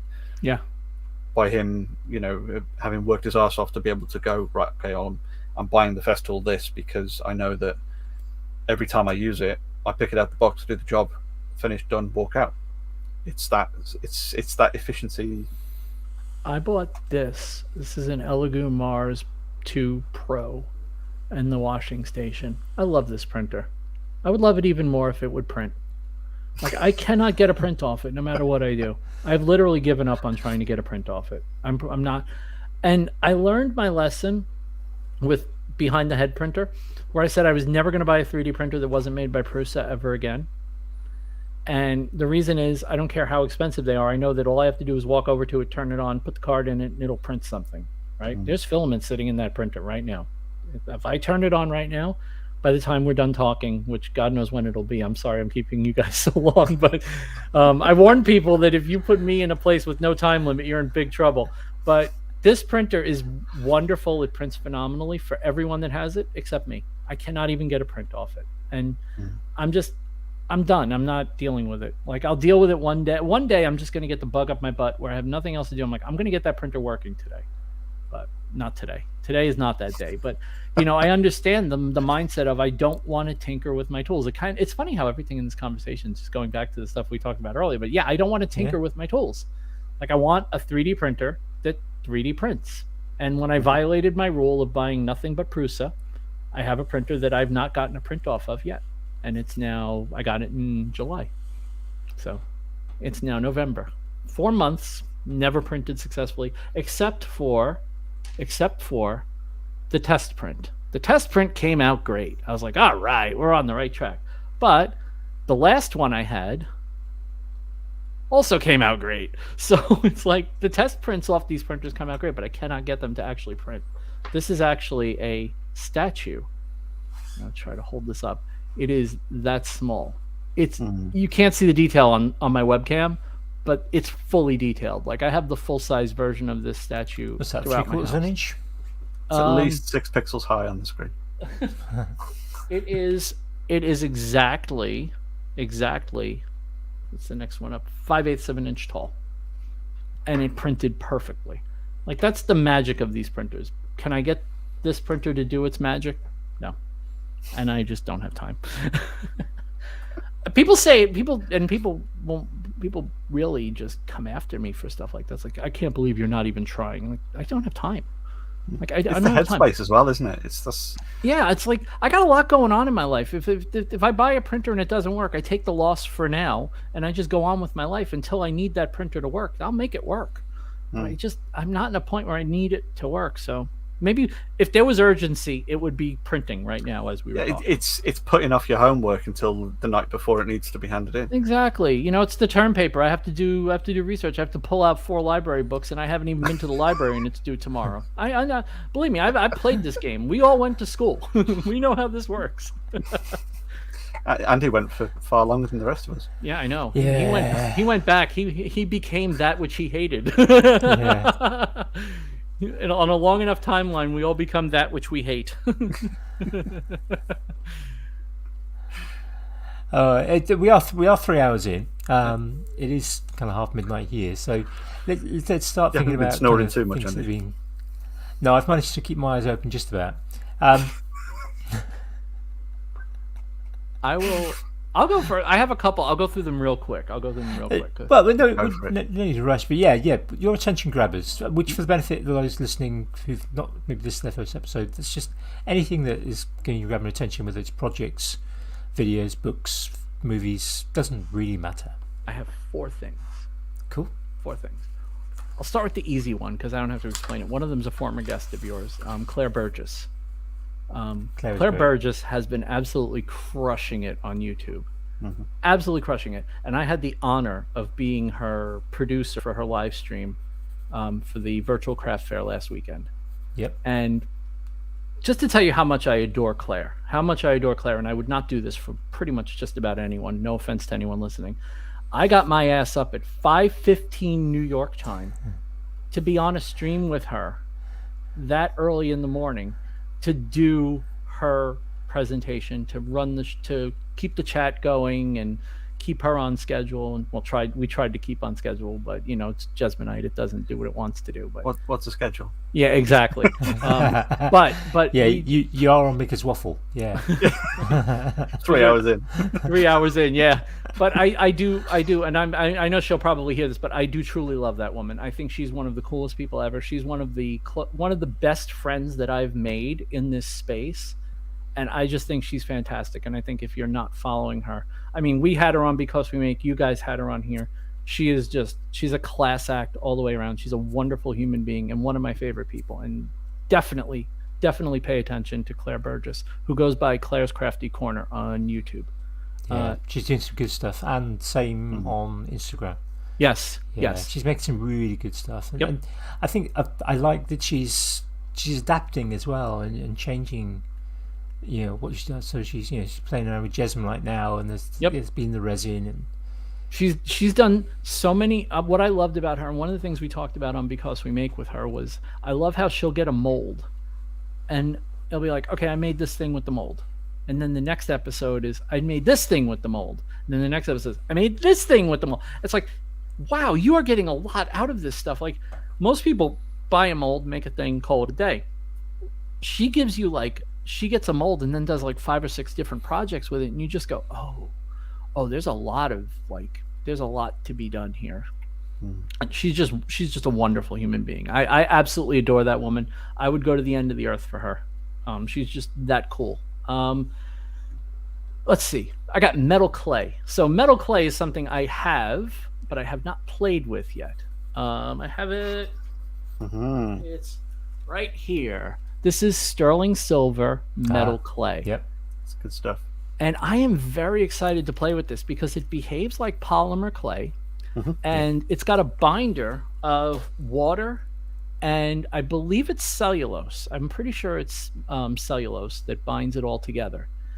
And it's basically just sterling silver. And what you do is you form it into what you want, and you fire it at 1500 degrees for about 3 minutes, and you have sterling silver jewelry. And I am so damn excited about playing with this. And the only reason I haven't yet is because I promised I wasn't going to touch it until all of my customer orders were done. This is my reward. This is what I get to play with when I'm a good boy. I have to reward myself, carrot and stick. It's the way it works.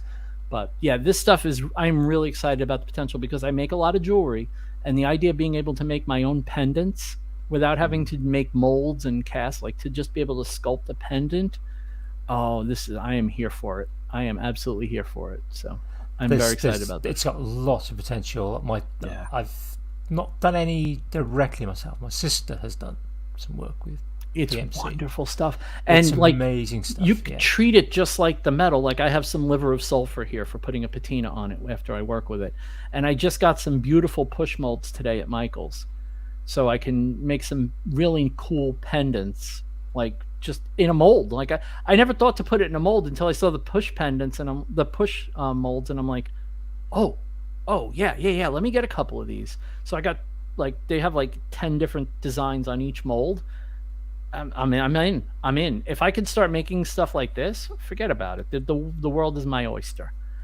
Another thing. Here's another idea. One of the things my sister did with it, because she did things like molding it and taking you kind of fire it, so you get you get a seashell. You get literally pick it off the beach and then create a silver version of it.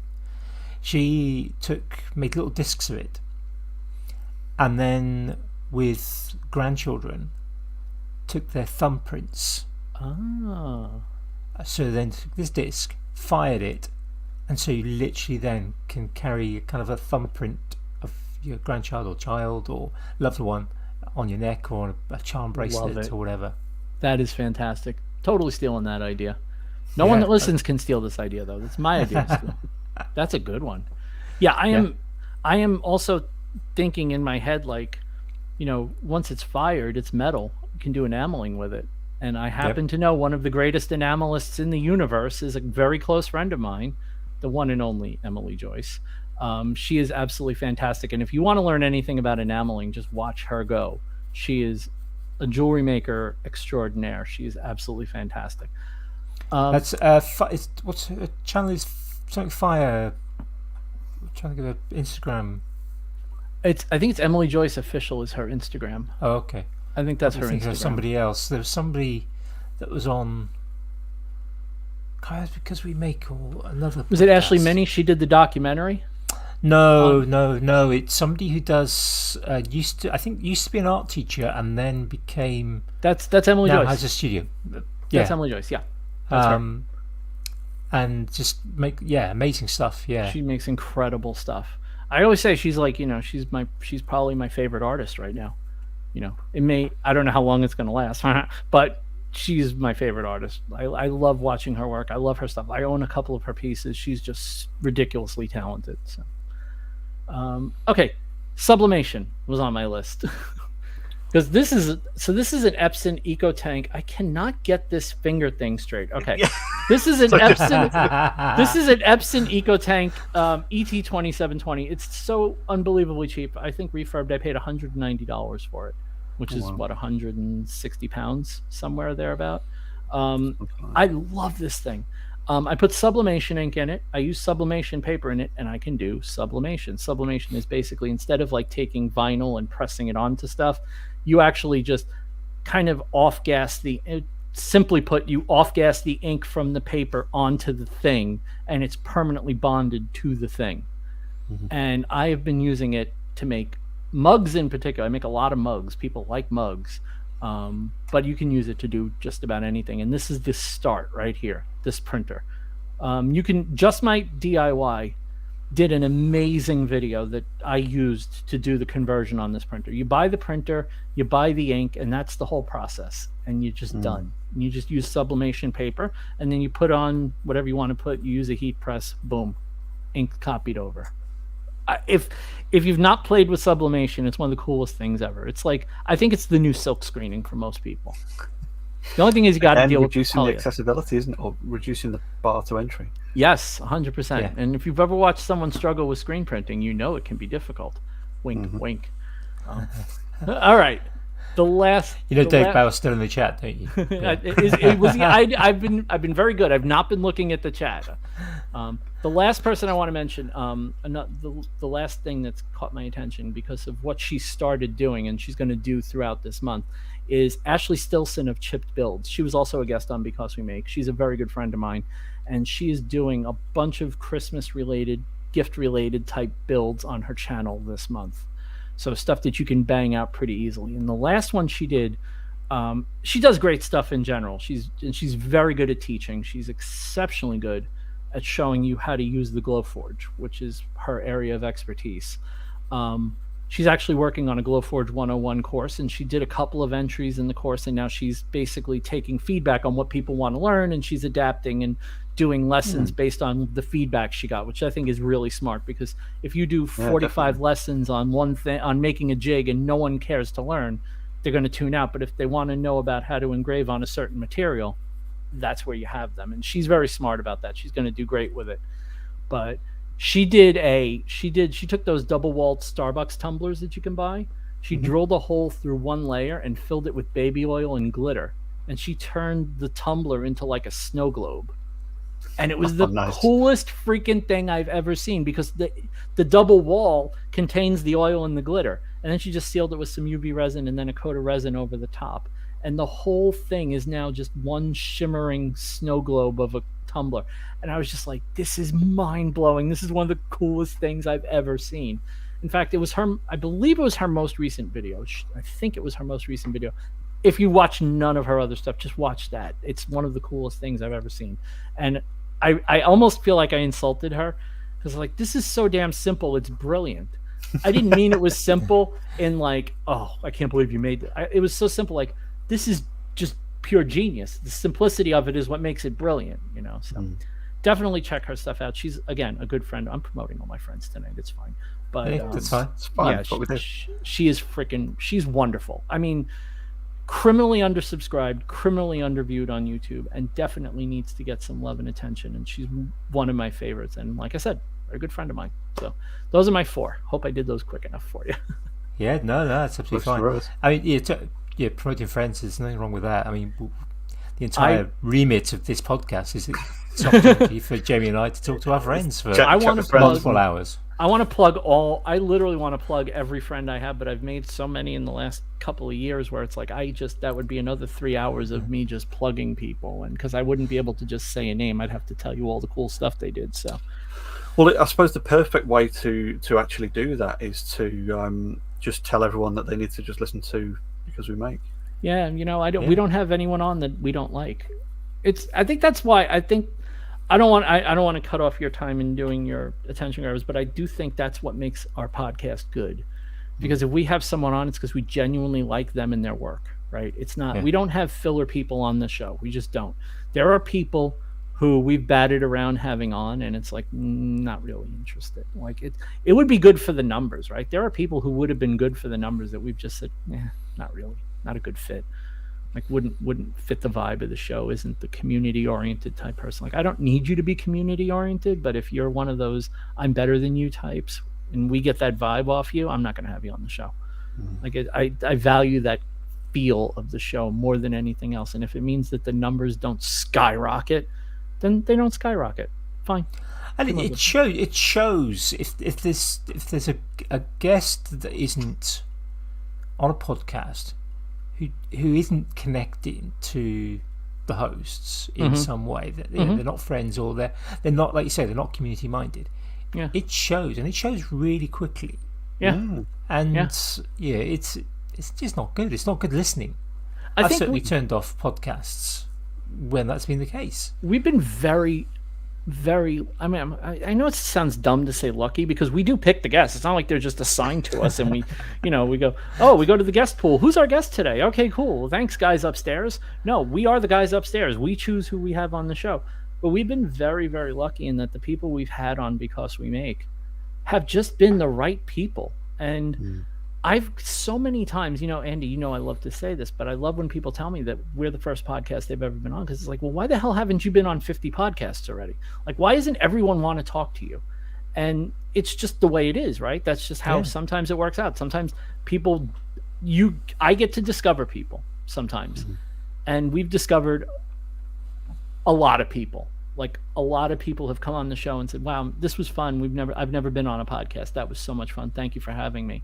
And what I've started doing is, like, I'll go to Instagram now and I'll look and I'll see who's following this person. How many mutuals do we have? And it's like 1 or 2. And then they'll be on Because We Make, and I'll go back. It's 20, 30, 40 different people that are now following both of us. And it's like, yes. Okay, good. This means to this person being on this podcast had value. And that's awesome. It's good when you have someone on that everyone that listens knows and you're all mutuals and it's nice, but it's even more nice when somebody who your audience didn't know now knows about a person. Like today, I was very impressed. Before this show even aired, I was getting a bunch of people adding me on Instagram, and I'm like, where are these people finding me? And I would click their name, and the only other person they followed is Andy Pugh. And I'm like, oh, okay. Now I know where they found me. Omnipresent Pew. Exactly. Like I said, if you're in a community, Andy's probably been there before you. So gives me an idea for a T-shirt. That before you, the one and only Andy Pugh. Somebody will have to clean that up a little bit. Actually, we need a graphic. I was just saying the omnipresent Pew. I think that could be. I think that's going to be your new. Yeah. Oh my God! Can you imagine like the picture, like the triangle hovering over his head, and like his arms stretched out, coming out of a cloud, and it just says the omnipresent Pew underneath, and just children underneath, like looking up. I think we might need a shirt where it's it's just Pew, but it's done so that it's like the only bit of the shirt that isn't the shirt is the Pew. Like, what about the Che shirts, or like the Shepherd Ferry Barack Obama Hope poster? We do it with just, instead of Hope, it just says Pew.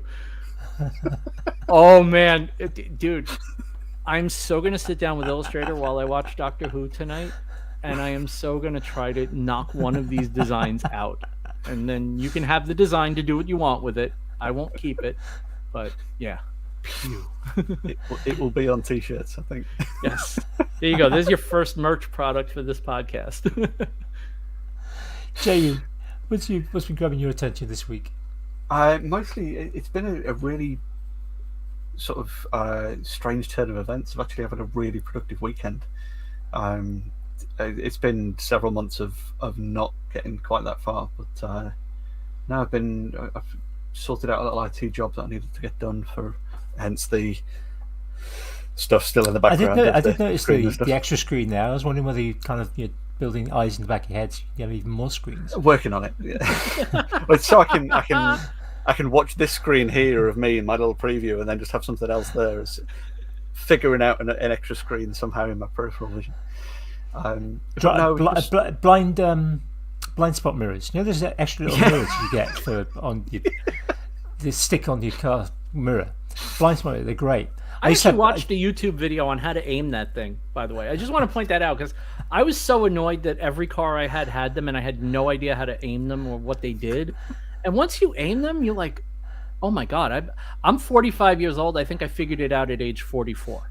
So I've been driving for 26 years before I knew what the hell that mirror did.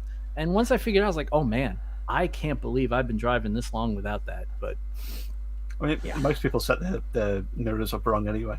100%. My wife is a wonderful human being whose mirrors just drive me insane. Like, I don't know how she sees anything, but that's, your drive, your car. I don't touch. Yep. I don't touch. So many people get a really great view of their own car through their mirrors. Some people really do treat it like it's like my wife is not one of these people, but some people really do treat it like it's a makeup mirror, like it's pointed in the car. It's like, what are you looking at? That's not what it's for. I used to keep a blind spot mirror next to my whiteboard or chalkboard, Well, teaching. Of course you did. Is that so you I can see think- the erasers and the stuff incoming when they're throwing it Yeah, at you? totally. In my first school, totally. That was exactly what it was for. And it's like, it took. In fact, some of my classes never worked out how I could see things. I could see the kids misbehaving. I go, yeah, sit down, Derek, and then be like, how do you know I stood it up? It was like, eyes in the back of my head. Just sit down. Like those movies, a wad of paper comes and out of nowhere his hand just goes and catches it. Yeah, That sounds about right. yeah. That first school, it needed. Yeah, really was. So IT jobs. Yeah, IT jobs. Just little bits of like finishing stuff off. We've got like Like your Fools with Tools treasure trade. treasure trades done, gone, Sent been off, received, been opened. Yeah. And Good job too. thank you very much. So I've even gone as far as to add a few blanks that I didn't need because I didn't actually completely cock any of them up. So I'm doing some like little extra surprise gifts for a couple of people. Which I've been doing them, and just like little bits of productive stuff around the house. Like ordering some shelving units and just making the most of like payday and sales for stuff that we've sort of been, like when you just like that there's jobs coming up. So we just had a list of stuff that we had our eyes on, and then suddenly they were a little bit cheaper, so we just kind of pulled the trigger on a few of those. But then in and amongst all that, I sort of got thrown towards the Brick Experiment channel, which is a YouTube channel that does loads of weird and wonderful Lego machines, and that's Lego without an S because it's Lego. For our friends across the pond, but just going down a rabbit hole of like lifting 200 kilos of mass with a Lego driven block and tackle set, and all sorts of beautifully It's weird and incredible wonderful. stuff. Wow. Oh, I mean, Lego's an amazing. It's just an amazing system. Yeah, I mean, to just get these little tiny, ABS bricks and ABS bars and twisty bits and stuff like that, and then to see someone pull 200 kilograms, which is I don't know what that is in nonsensical units, 440 pounds. lots of heaviness, with some bits of plastic, some string, and one tiny motor. It's just ridiculous. But it's mixing engineering and toys. I mean, that's just me all over. So, have you watched the show Lego Masters? Is that on in the UK? Or I know there was. I have Yes. seen that. Yes. Yeah, has been. It's the engineering of the people that know the material really well is remarkable. Like they had one challenge in the US version in the last season where they had a wall, and out of the wall had a single stud, and you had to build a castle off that wall starting with that one stud. Mm-hmm.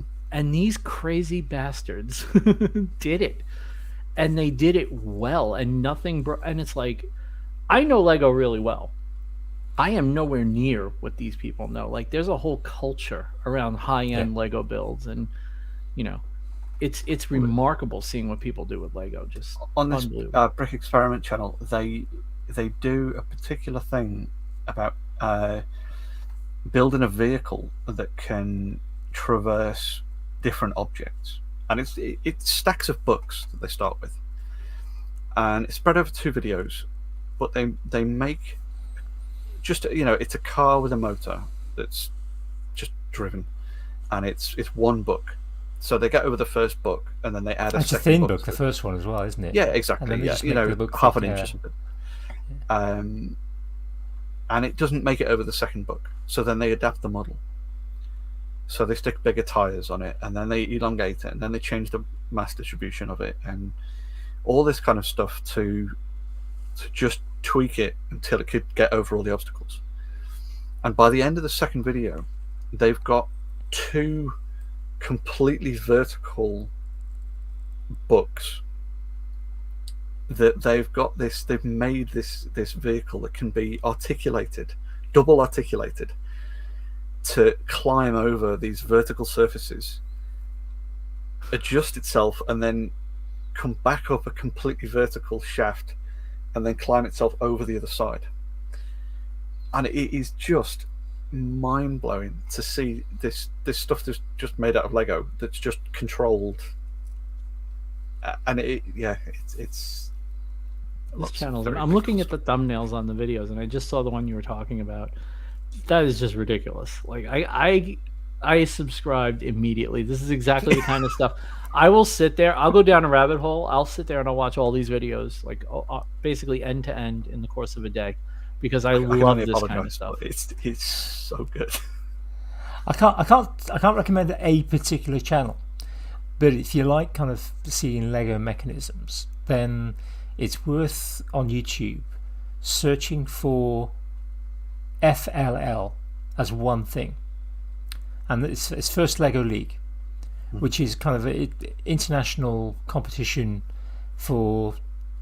Well, if the age group varies depending on where you are. I think in the States it's 9 to 14, but in the rest of the world it's 9 to 16.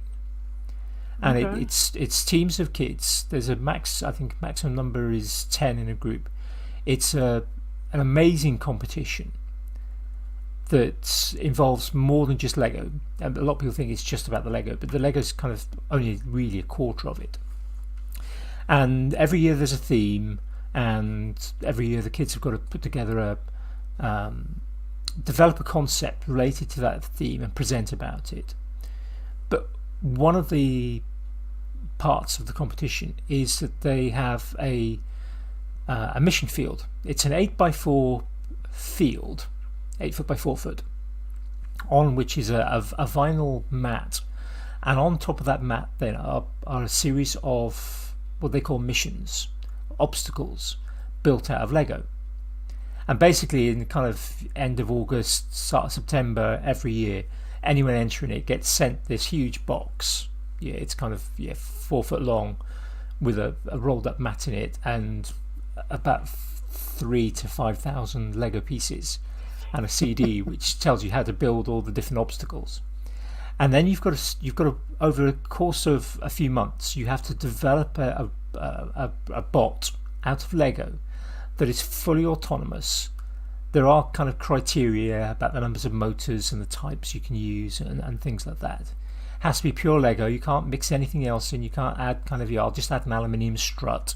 You can't do things like that. You can use as much Lego as you like, although there is an upper limit on how big the robot can be, which, if I remember rightly, is essentially a 16-inch cube. Wow. You can then, essentially you have to work towards solving all these problems in a time limit, which I can't remember what the time limit is. It's something like 2.5 or 3 minutes. And you essentially go head to head. So in the kind of, once you get to the competition stage and you actually start competing, they'll have two of these mats side by side, and there's often a one of the obstacles will be adjoining both mats that are side by side, and it'll be a case of who can get to it first. So it might be about knocking something over into the other side and they'll lose points, or pulling the thing into your side so you gain points, but there's only one of them. Or there might be 5 of them and you can get as many as you like, or as many as you can. And it's the robot can be handled as much as you like, but only within a kind of an 18-inch arc in the one corner of the mat. The robot then has to go out autonomously, do all these different missions, but it can come back as many times as you want. But obviously, the more times you're in base, the less time you're actually doing these things. And the machines that some of the better teams, the more experienced teams produce, are phenomenal. They will literally have maybe 2 or 3 shells. They'll have a base bot over which they can fit these sort of shells, and they'll go out and they'll have all sorts of mechanisms, pneumatics, activating these different things, and it's just phenomenal. Yeah, it's just literally just kind of Google FLL and you'll find things like kind of or how to do it and things like that. But if you look at kind of missions and just go through a few dozen, you'll come across. Go from the sort of simple machines, basically the most simple bots, 3 wheels and a couple and an arm, and then there'll be kind of others, and it's amazing. It's firstlegoleague.org, I think, is the website. Yes, it's crazy. What a great idea this is! Wow. It is absolutely. I was involved in it for quite a few years, 2010 to 2016, and it's amazing. I mean, the school I was at, we were quite successful. We got to the UK national championships 3 times, and one of the teams got to the Open World Championships. There's 2 World Championships. There's the World Championship, which takes place in, I think, Minneapolis. But then there's an Open World Championships, or I think it was Open European Championships. But then they kind of, when you're in Open European Championships and you've got teams from Australia and Japan and Saudi Arabia taking part, it's kind of it's a World Championship thing. Very cool. It's just amazing what kids are doing and producing. It's well worth, if you like kind of the Brick Experiment channel. Google My friends ate paste. I mean, I'm just saying, like, I'm watching what kids are doing now, and I'm just like, we had kids that literally ate paste. Yeah. Oh, it still happens. Don't worry. There are still people who do that. Yeah. What about you, Andy? What's been grabbing your attention? My attention, Treasure Trade. I'm still working on mine. We'll have to renegotiate because it's not going to be going out tomorrow. What I thought it was. It's terrible. I think I've not been doing enough. I've not been doing enough making this year, and I'm cack-handed now. The stuff I need is kind of like, it's not easily accessible.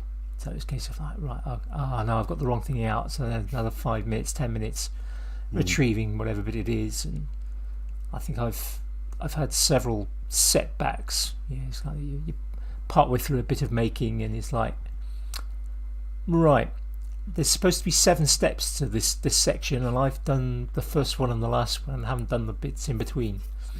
That's why it went so smoothly, but it's wrong, and I've now got to undo and redo, which is kind of like, so it's kind of like, and I've just been kind of totally cack-handed with things. So yeah, still plugging away with that. Probably another couple of days, and that should sort it out. It all depends on other things that happen in the family. The youngest has got her last current GCSE exam on Tuesday, so that'll be all right then till the summer when it has more. Apart from that, I've been binge listening to another podcast. Obviously up to date with Because We Make. That gets listened to within an hour or 2 of it uploading UK time. All depending on what's happening. It's called Make Do with probably better if I read off my phone rather than my scribble that I can't read. A couple of ladies, Tiff Arment and Julia Scott. One is American, the other is Swedish. I call them maker stroke artists. They both kind of do art stuff. They're both very much into kind of pen collecting. They've talked about kind of going to the pen show, the big pen show. One is a potter. The other one has worked in theatre, doing kind of dressmaking, costume making. They both do a variety of making and art, and they've got a really good chemistry between them. Most of the podcasts are about 35-40 minutes, so kind of on 1.7 times speed, which is what I tend to listen to most podcasts on. Get through reading quickly, and they talk about a whole bunch of things. Things like mental health and sort of when things don't go right, and when things do go right, and it's just a really nice listen. I don't particularly follow them yet. It's on my list of, Fools of Tools is taking some concentration, and they're on my list of, right, I need to follow up their kind of Instagram and sort of look at more of their work. But it's just a really nice listen, and I certainly recommend. It kind of very much maker community. They do talk about art. They're both artists, but they're also both makers, and they do talk about things like art and creativity. But they talk about mental health issues, and they talk about practical things like how do you organise your materials, and how do you fit things in around life and things like that. So it's just a nice listen. They don't have that many guests. I think I've heard about 2 or 3 guests, maybe more, but it's mostly just the two of them just having a chat, and you get to listen in with a bit of a topic. So certainly one to recommend. So that's it. I think that's my lot. Sounds good. And they're short episodes. They look like they're about 35 minutes and 40 minutes an episode, which not bad. You should get a few of those in a Maker's Waffle. Or because we make lately, geez. Like we're a whole lot better, believe me. Yeah, Vincent, where can people, if they don't already know, and if they've lasted this long through, where can people go and find out more about your work? The easiest place to find me is my website, vincentmferrari.com. But the place I'm most active is Instagram, which my Instagram handle is Handmade by Vincent Ferrari. If you click the link in my bio, it has the link to everything I do. So I made my own Linktree because Made by Mary Lou gave me the idea, and it was absolutely a brilliant idea. Instead of paying Linktree for a nice thing, I just made it on my own website. So all my links are in that Linktree type document. I think it's at vincentmferrari.com/links. That'll just take you to everything, the YouTube channel, Instagram, Because We Make Podcasts, all that fun stuff. But I am very active on Instagram. Love to have you over there. I'm a gabber. I like to do stories and post a lot of stuff in my feed. So yeah, that's probably the best place to find me. Obviously, BecauseWeMake.com, the podcast I do with Ethan Carter, we do it every week. We generally have guests on. We've had more guests this year than we've had in the last 2 years, but May we will celebrate our 3-year anniversary of being a podcast. So that's pretty cool. Fantastic. Yeah. And you have, for those who I'm not sure if they want to listen to podcasts, based on kind of just a recommendation, I would suggest that actually it's worth listening to. You have a wide variety of guests. Yes. It's not, I mean, there are certain podcasts that are very specific to a particular making genre, let's say blacksmithing or the knife making and the like. We try very hard to have a wide range of talent, skills, and competencies. Like we have people that are very knowledgeable about woodworking. We've had artists. We've had people who we've had, like I said before, we had Anne from Graphic Design How To, who is literally just a graphic designer, but she's an outstanding teacher of Adobe Illustrator. We had Tabitha Park, who was probably one of the most popular episodes we ever did, taught people how to do product photography. This coming year, we're also going to have some more people that help you grow your business as a maker. Like I have a couple of people that are in the hopper for next year that are going to come on and tell you how to manage your finances, how to get set up legally, all that stuff. I've been working some back channels trying to get people to come in so that if you want to establish a maker business, you'll be able to find that out. So even if you're not 100% interested in the making, also we don't really talk exclusively about projects. We're not really a project focused thing. We're more about the people and their inspirations, where their creativity comes from, and that kind of stuff. So it's, in some ways, we're a little bit different from a typical maker podcast where they come in and talk about what tool they like that week. We don't really do that as much. We do that, but it's more focused on how the person got started, what motivates them, where their creativity comes from, how they approach a project, and so on and so forth. So, yeah, there's some parallels between our two respective podcasts. I think, isn't there? It's very, very relaxed and very much a chat rather than a interview and product pitch. Yep. You say. Yeah. So I had a conversation with one of our guests beforehand, or actually after, and she was like, "So you wrote all that down?" I was like, "Wrote what down?" She goes, you had all that. I'm like, I don't write anything down. I don't come. I literally sit there. I have a yellow pad. I have a yellow pad right here. This is my show pad. That's all that gets written on this. This is what I come to the show with, and this is how I come to the show with it. And all that goes on here are the people that get mentioned, so that I can put them in the Instagram story the day we drop the episode. That's it.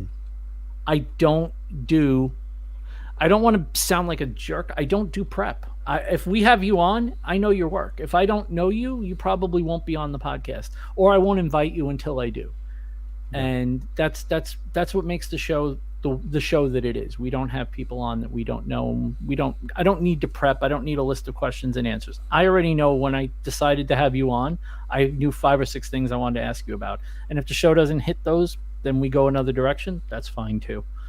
I just like talking to people, and it's a good way to meet people and kind of loosen, like I said before, get people out there that aren't already out there, especially to our audience, which you would think that our audience would know everybody, but it's always a surprise when you go, hey, who's this guy? Never heard of him. I mean, this is the thing about the maker community. I mean, we joke about my omniscience, but I'm not. There are still 4 or 5 people I don't follow. I thought for sure this past week when we had Dan Rodo on, when we had him on, I thought for sure that the week before rather, when we had Dan Rodo on, I thought for sure people were gonna be like, oh, of course I know about Dan. I got more I never heard of about him, and he's probably got, at the time of recording, the most followers we've ever had of anyone. He's 647,000 followers on YouTube. 800,000 something on TikTok, 30 something thousand on Instagram, and people in our audience had never heard of him. Yeah, I hadn't until I'd listened. And I'm like, how is this even possible? Like, this guy is like I mean, I don't want to say a hero because I hate calling people heroes, but he's like an icon to me. Like, he's a guy. If I had to pick the guy I wanted to create in the mindset of, it would be him. And there are people that didn't hear it, and it's like, wow, you turned us on to this guy that we didn't know about. He's awesome. I'm like, all right, cool. I can even do that. It's amazing when you hear that you could do that for people with an audience that size. It's like that we're doing something right. We're picking the right people, and I love doing it. As much as we joke about, it burns you out after a while, but it's I mean, hey, we're going to be doing it tomorrow night. It's huge. I mean, I find new channels on YouTube, every couple of days. I wouldn't say it's every day, but certainly every couple of days a new channel will pop up. I mean, and I don't even use I tend to go straight to subscriptions. Me too. So when I click on YouTube on my thing, page. Yeah. But occasionally, I'll hit the kind of the homepage, and something will come up, or a recommended video. I mean, on the Apple TV, you don't get to do that. You load it up, and they show you whatever they want to show you. So since that's the primary way I view YouTube, I do the algo. I will say I hate YouTube for their data mining, and I hate Google. I hate Google in a way I don't hate a lot of companies, to be honest with you. However, the algo that runs YouTube is very good at showing me things I'll be interested in. It really is. I gotta say, but it could just be because I have 500 plus subscriptions that I watch regularly, and they're like, we know what you watch, here's more, and that it, I'm giving them a lot of data to give me back good stuff. So as much as I hate the algo and I hate the data, I hate the data collection, I hate the Big Brother watching stuff, gotta admit, it is kind of nice that when I go to the recommended page, it's almost always something I'm like, I could find something in there that I'll watch, which is kind of cool. Well, I've got to say that there's the Google subscription rewards, is it? Or there's a Google Rewards program. It's an app on your phone that it will, every now and then, it will send you a little notification and say there is a new survey available. And what it'll do is, when you're out and about, if you go to the store, it will give you like a selection of stores in that area and say, did you go to one of these? And then it's answering little questions like that. And it will also come up with, we noticed that you watched some or all of this video. What did you think of the thumbnail? What did you think of the content? Was it good for you? Did it enrich you? Did it entertain you? This kind of thing. And as well as you getting rewards from that, so you'll get a financial reward as as an incentive that tops up your Google Play balance. Oh, that's nice. Yeah, it might just be a few cents, or it might be the best part of $1, I suppose, for you guys. Hey, a few quid for doing something I'm already doing. This is exactly it. So I have the app, and every couple of days I might get something saying, "Oh, were you at this store? Or did you watch this video? What did you think of it?" Yeah. And that does help to shape because it's actively asking you questions about things you've watched. Cool. So that helps just fine tune the algorithm a little bit more. And It pays for an app every now and again. Exactly that. It pays for the other app. Yeah. Good little tip in there. Cool. Yeah, I think I've got about £10 in credit at the moment on mine. I think over the time I've used it, I've got about 80 quid. Wow. All in, yeah. Yeah, credit doesn't always last, does it? That's the only thing. It has a lifespan. Finite, yeah. But I think it's a sizable time limit. Yeah. Good stuff. Right. On that note, Yeah. 3 hours and 45 minutes in. Before we Is that hit the new longest? record. I don't know. Is that the longest? I wasn't trying to make it the longest. I'm just No, curious. I think this must be the second. Oh, Yeah, I man. think we tipped Yeah, 4 hours sorry. with Phil. Oh, okay. Yeah, I'm sorry. Yeah, I fell I asleep would like to during that watch Doctor Who before I fall asleep tonight. one. Yeah, no spoilers. I haven't seen it yet. Watch it No. tomorrow. Yeah. Yep. Talk tomorrow then. We will talk tomorrow about it, I'm sure. Oh, yeah, definitely. Yeah, probably watch it at lunchtime. I would have thought tomorrow. Thank you for right. having you guys. I really appreciate Oh, it. It's been a pleasure. Thank you for. I love being one of the rare Yanks that get on this show, so I really do love it. Well, we've got another one next week. We've I got know. Dave Bauer next week. And then it all goes downhill after that. It's customary. Rasmus is after Dave. Yes. So. Yes, Rasmus. Yeah. Yes, Rasmus after that, and then the following week it's the second chat. of our group chats, Yeah. where we'll have Dave Bauer, Andy Berkey, Ali from Steve Geeky House. Faye, and Steve House, Yeah. talking about art and Craft art and as craft. well. Mm. So that's going to be an interesting one, I think. Yeah, and that'll be leading us up to the end of winter festivals. Yes. Dance naked around a pine tree. That's the plan. All right. Very very drunk. Pixar, it didn't happen. Yeah. Try not to fall on it if you're naked. Yes. Yeah. Honestly, Doctor, I slipped. Watch the pine cones. On that note, I think I'm going On to that say note, click goodbye. the button. Yeah, I'm going to say goodbye. See you later, folks.